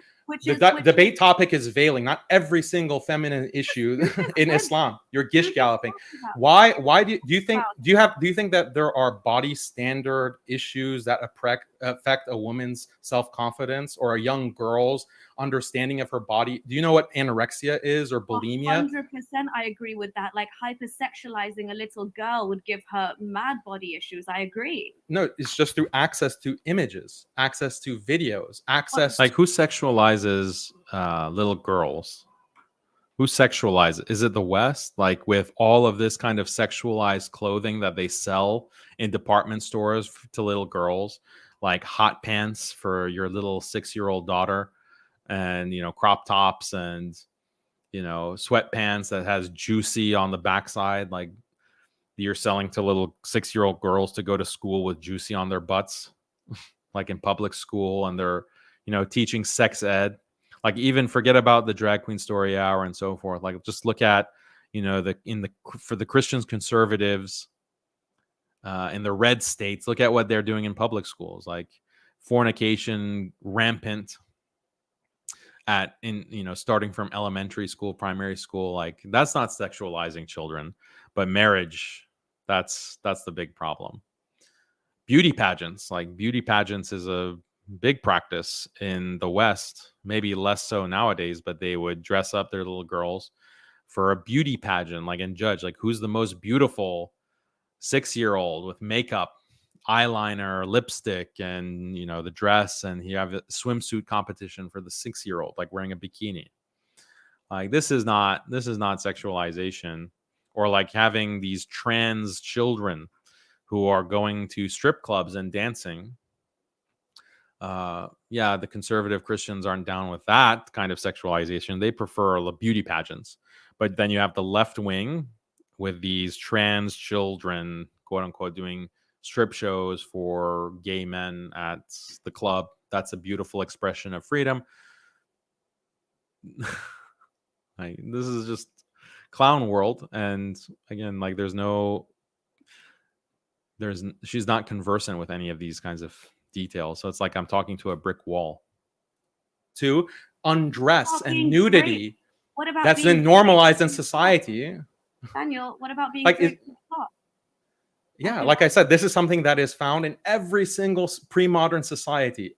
So you want to say that Muslims want to 1 sec, just to be sure that I love your guys' enthusiasm, but just to be sure there isn't too much over speaking over each other, otherwise they can't hear either side. Yeah, so the thing is that it's every society, not that every society wants to keep women invisible.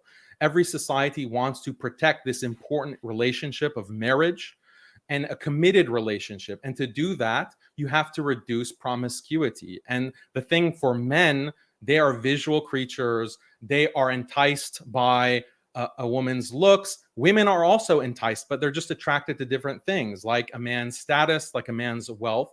And so Islam and all of these other cultures, they take measures to reduce the possibility of infidelity, because that causes all kinds of problems for society. That's why every culture, pre-modern culture, every religion, pre-modern religion, had these kinds of practices in place. That's what mate guarding is, and it's something that's biologically rooted. Islam is just the only religion that has preserved veiling as an aspect. But you saw the slides, you saw those pictures. This is well documented. Daniel, Yeah, so this comment is worth addressing. Some debates are not worth covering. She's not even engaging with you rationally. There's no way to know that in advance. Like, there's no way to know, like, there are signs and indications if a person is going to be competent in debate, but it's just hard to come by, like, good opponents. Like, I've challenged academics who are PhDs, professors, feminists, to debate like feminism and Islam, and they just run away. They don't want to engage. It's beneath them. They prefer the ivory tower where they have students who can't object too strongly to their trash because they'll get flunked out. They prefer that kind of cocooned environment, like these academics. So I've challenged many academics and feminists. So I mean, it's slim pickings. So, but I don't think that it, even like someone like this debate, I think it is worth having a debate, like, because even if she herself is not like some famous prominent feminist or some kind of like well-known enemy of Islam, she just has like this dinky channel, I still think it's useful, because she's using the arguments that all of these feminists make. Like, she's expressing the same kind of emotions and thought process that all of these feminists have. So it's like one millah, it's like one tribe, one group. They have the same kind of argumentation. So it's useful to just humiliate that in a debate and show, like, and the most important part is the opening statement. Like, the opening statement, as I've said before, like, I can deliver the opening statement in just a video, and that won't be seen as much as an opening statement in a debate. You have an opening statement in a debate, and then you get the critic of your position to live argue against it. So that's just more entertaining. It's putting your ideas to the test in real time, and so that it makes it more compelling. So it's like these. You also have some of these Medkhali bootlickers that are like, oh, Daniel is just like platforming trashy people. Like, this is a waste. Like, first of all, these madkhalis run with their tail between their legs. Like, they're scared to even debate me, number one. So, and they have this kind of excuse that, oh no, debating is bid'ah. Okay. Yeah, debating in a live debate where I can expose you or someone else can expose you, that's bid'ah. But getting on, Twitter and spamming every single account that disagrees with your ideology and making video after video, that's not bid'ah. That's something completely in line with the Quran and Sunnah, right? But having a debate, like all of the imams of the past of history had debates, public debates, like no, that's bid'ah. Or even in the Sahaba were arguing and debating with the Quraysh in the time of the Prophet sallallahu alaihi wasallam. That's according to the Madakhila, that's bid'ah. So, but the point to those madkhalis is that, yeah, you have this MBC, but the arguments that she's using are more widely known and more widely utilized. So it's valuable to refute them. Here's another comment. Lyle Crawford, I completely agree with Daniel, though it's just common sense, no religion necessary. Yeah, so I'm trying to make commonsensical arguments in all my debates so that non-Muslims can see and understand the logic, and to see how the dominant ideology of our time, liberalism, is so illogical and non-commonsensical. So that's what I'm going for in these debates. But religion is necessary, because if you don't have religion, then you are going to just follow the crowd, follow the tide, go with the flow. You won't have an anchor to recognize, like, when the status quo has shifted in an incorrect direction. You don't have that anchor. Muslims have that anchor because we've preserved our religion. So, I mean, there are other independent reasons to know that Islam is the truth and Islam is the religion from God, that God, our creator, has intended for us to live. There are independent arguments that can be made. But one of the arguments is that Islam is the only religion that has preserved its teachings, as you would expect from a religion that comes from God. Why would God reveal a religion to prophets and have, revelation, and then expect or, authorize humans to tamper with it and to edit it and reinterpret it and recast it according to their logic, according to their limited reason? Like, why? That is illogical. That's inconsistent with the idea of this all-powerful God that provides guidance to humanity. So if you do believe in that, like, logically, there is God, he's our creator, he sent guidance for humanity, here is the guidance he wants you. The logical thing to think is that God wants those teachings to be preserved, so it serves as a model of guidance for all of humanity throughout time, until he sends another revelation or until the end of the earth. So if you just have, like, you can have that kind of thought process from a purely secular basis, and then you can just, on a purely academic basis, come to the objective fact that Islam is the best preserved and the only preserved religion. All of these other religions have assimilated, liberalized, secularized, and the proof of it is that there's no other. Do you see any Christians debating the veil? Do you see any Christians, like, talking about mate guarding? Do you see any, like, Buddhists or Hindus debating things like corporal punishment or minor marriage or patriarchy? Or, do you see any other of those kinds of debates from other religions? No, it's only Muslims. So religion is necessary, namely Islam. Okay, so we're almost at the 2-hour mark. I think I've said most of what I want to say about this debate. There was another comment that came out in the Q&A, like, it repeatedly came out, like, oh, well, cannibalism, animals, there are certain animal species that will eat their young, that will eat their offspring. So are you endorsing that? Do you think that that's acceptable because animals mate guard? So you think, so this is just making, like, a stupid point that about, like, the naturalistic fallacy, or the fallacy of appealing to nature, which is a fallacy. Like, this is a fallacy. If I say that, well, nature is X, therefore X is good. Like, if I made that kind of argument, yeah, that would be a fallacy.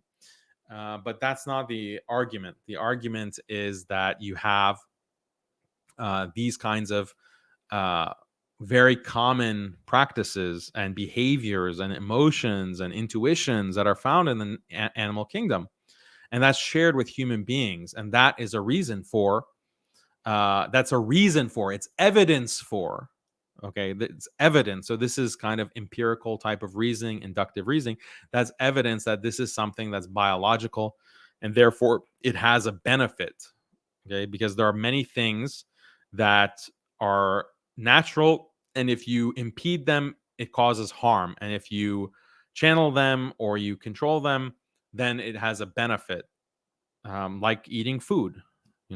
Food is something that is consuming calories found throughout the animal kingdom, shared with human beings, and it is something that's good. If you impede people from eating, they will suffer from malnutrition and they will die. But if you overeat, you will also suffer health problems, and you will also suffer a premature death from obesity or whatever.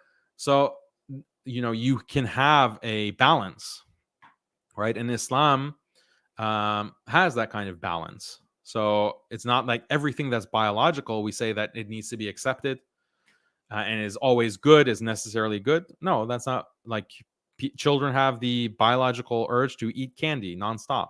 Like, that's not necessarily a good thing. But there's another disanalogy with this example of cannibalism, or even like some people say, well, there are some animal species that practice homosexuality. So why doesn't Islam accept that natural practice? The difference is that cannibalism is not a widespread instinct amongst animals. Like, you have very limited species, like very, not even 1% of species will engage in cannibalizing their offspring, less than 1%. So that's not the same as mate guarding. Mate guarding is something that is found in all species, or the vast majority of species, in not only like mammals, or not only in like the great apes. It's found like with birds, it's found with insects, it's found with crustaceans, it's found with all these different kinds of invertebrate species. It's something that's ubiquitous. So that's whereas cannibalism is not. Same with homosexuality. Heterosexuality is the dominant behavior that we find throughout the animal species, and even in the plants. Amongst plant species, you have the male and the female. So that's different than homosexuality. Like, homosexuality, yeah, you find some species, but it's an aberration in the animal kingdom. So that's a difference. Like, so this straw man that they use against the arguments, like, it's not a fallacy. It's a perfectly cogent argument to make. So Jazakallah khair for your super chat, Abdurrahman from Turkey. I think that's the Turkish rial. Anyway, any other comments before I jump off? I have to stretch my legs.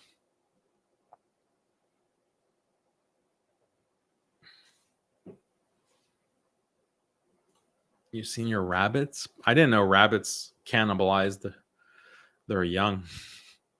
That's strange.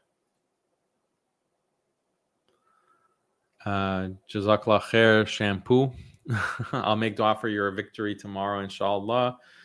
Barakallahu feekum. Yeah, I have a debate. Tomorrow, I guess, maybe, depending on what part of the world you are, but it's on Saturday, inshallah. I'm debating a Christian apologist on minor marriage or child marriage. So that's going to be a live debate, like in person. So inshallah, it'll be a good one. It's going to be on Eid or the day after Eid, depending on where you are. So it should be good, inshallah. I'm looking forward to it. It'll also be on this channel. You can watch it live on Modern Day Debates. They're the hosts. And then it'll be reposted, inshallah, on Muslim Skeptic, bi'idhnillah. Okay. Yeah, tomorrow is Friday for us in the US. So unless you're like in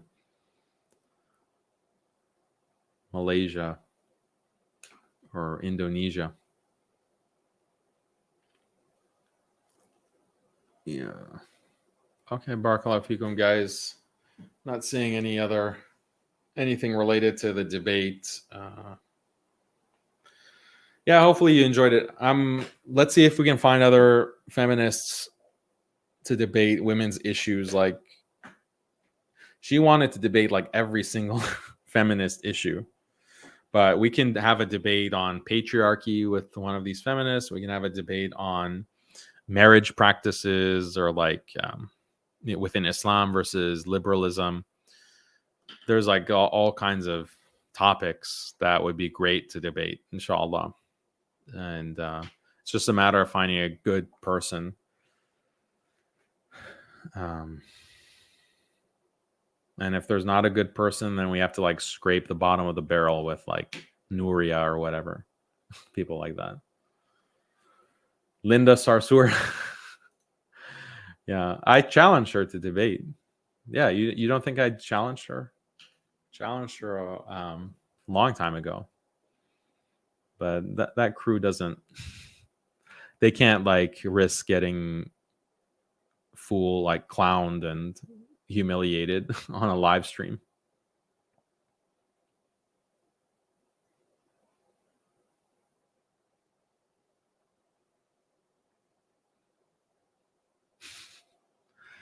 Yeah, the feminists are not sending their best. Yeah, I agree. Or maybe this is their best. Maybe it really is their best.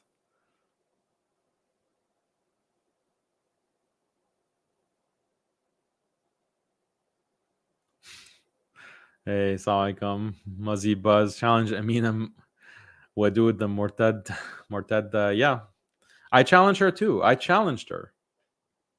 You don't think I challenged Amina Wadud? Yeah, a long time ago, and multiple times. They have this excuse like, oh, Daniel is a hateful person. We can't engage with hateful people.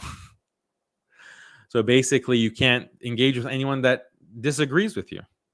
Because according to especially like people like Amina Wadud or Linda Sarsour, anyone who is not like on the far left is a Nazi.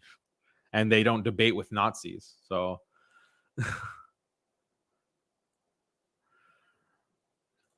Jazakallah khair, brother. Eid Mubarak to you as well. And appreciate your dua. Yeah, so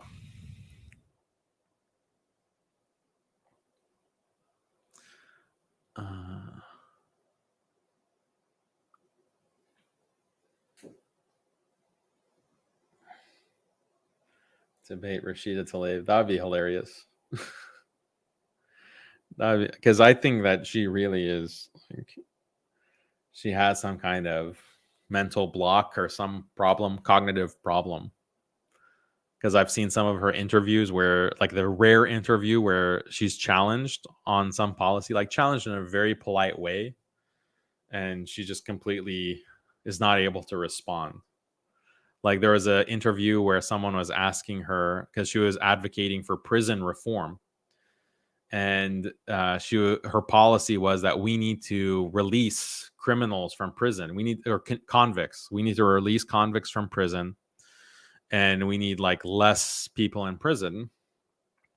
Which, that policy aside, and whether like there's overpopulation in the prison system, and if there's this industrial prison complex that really has corrupted the justice system, that's a separate issue. But her proposal was just to like open the jails, like just let everyone out basically. And so the interviewer was like, well, do you think that's a good thing to do, especially like with violent offenders, like people who have been convicted of violent crimes? Like, do you really want to release them into society? Okay, fine. Like you want to make an argument for drug addicts, drug abusers, people who have been convicted for petty crime. Okay, maybe, but violent criminals? And then she just couldn't understand. Like she just kept repeating the same line. Like, we need to reform the prison system, the judicial sentencing, mandatory sentencing, and we need to like release people. She just could not get off of the script that she had memorized, and it was just so embarrassing. So that's Rashida Tlaib, or Talib, or however you pronounce her name. Jazakallah khair for your super chat. Can't interact with haters, but can conform to them. Not sure what you mean by that.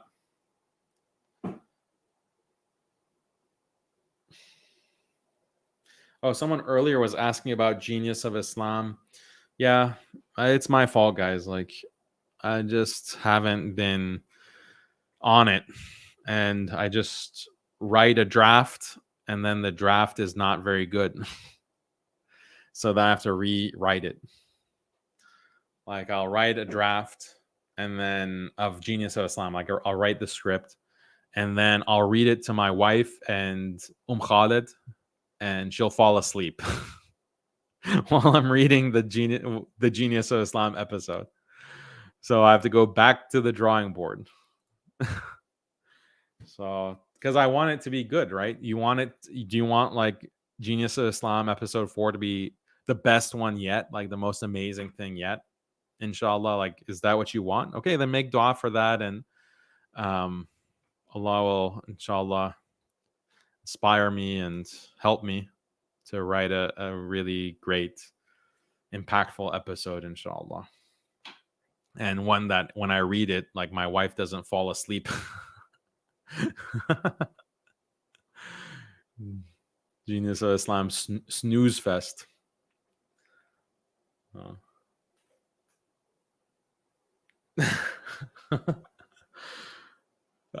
You should have popular male Muslim speakers as guests, like Luftmenk or Noman Ali Khan. Yeah, that's a good idea. I'll get right on that.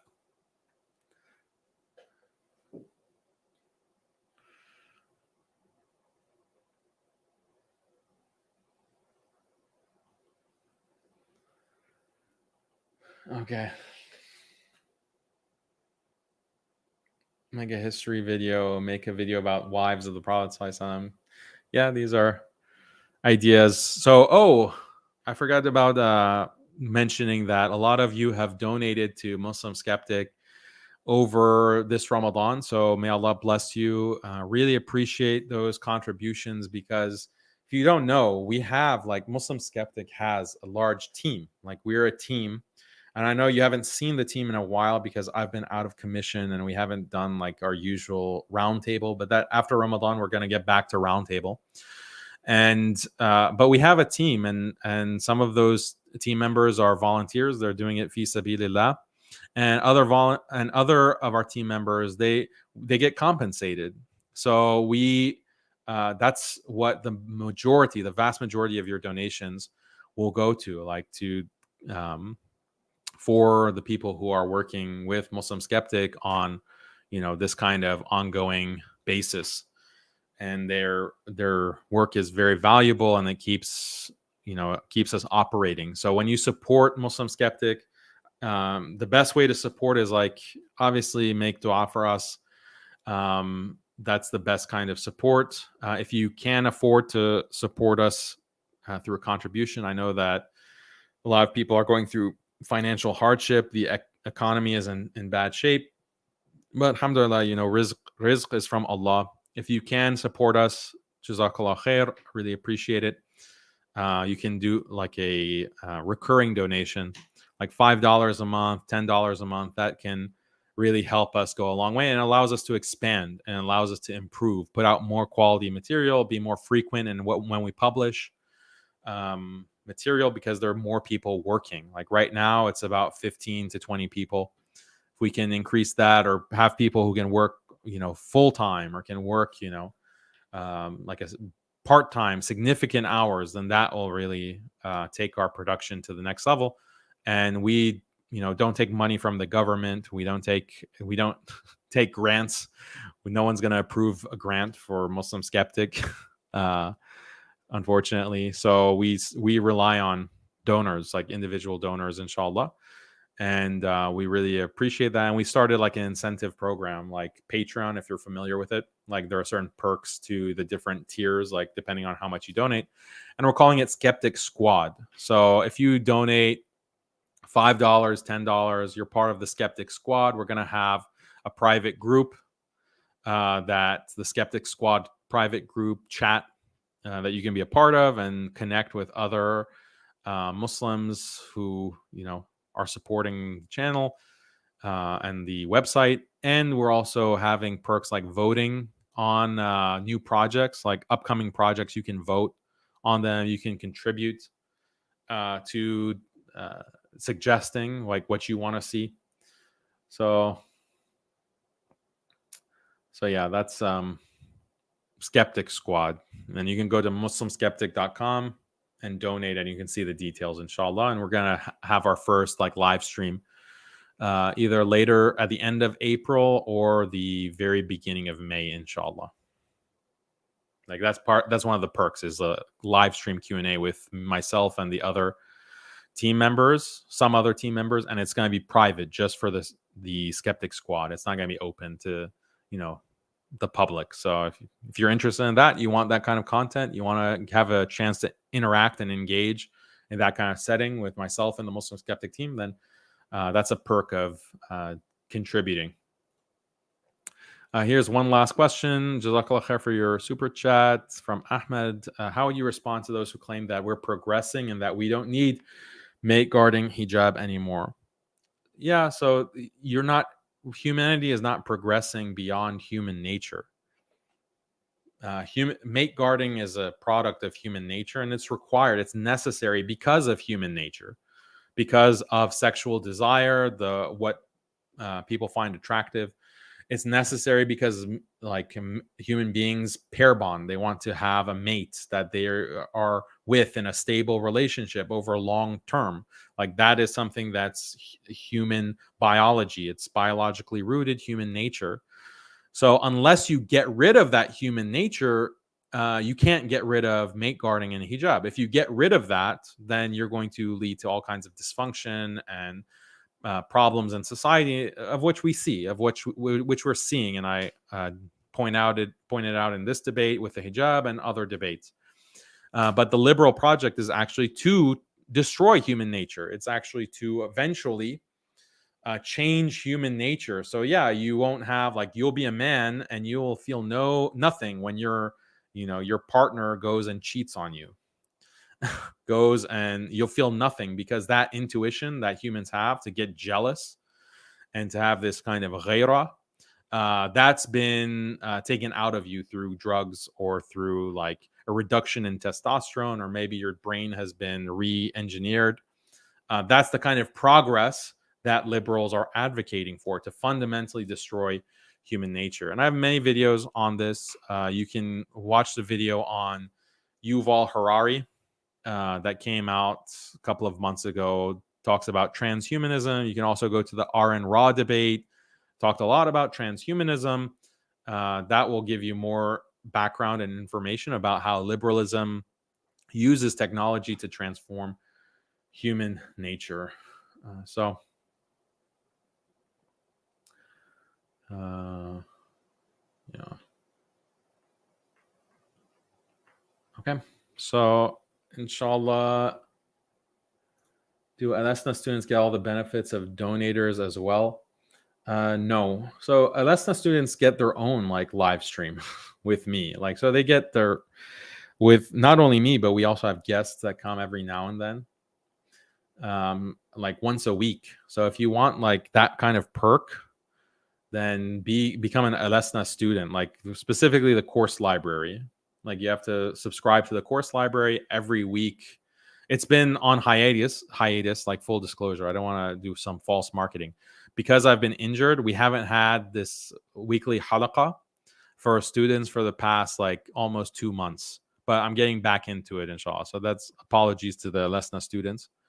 But we have live stream 2 hours, 2.5 hours with open discussion, open Q&A.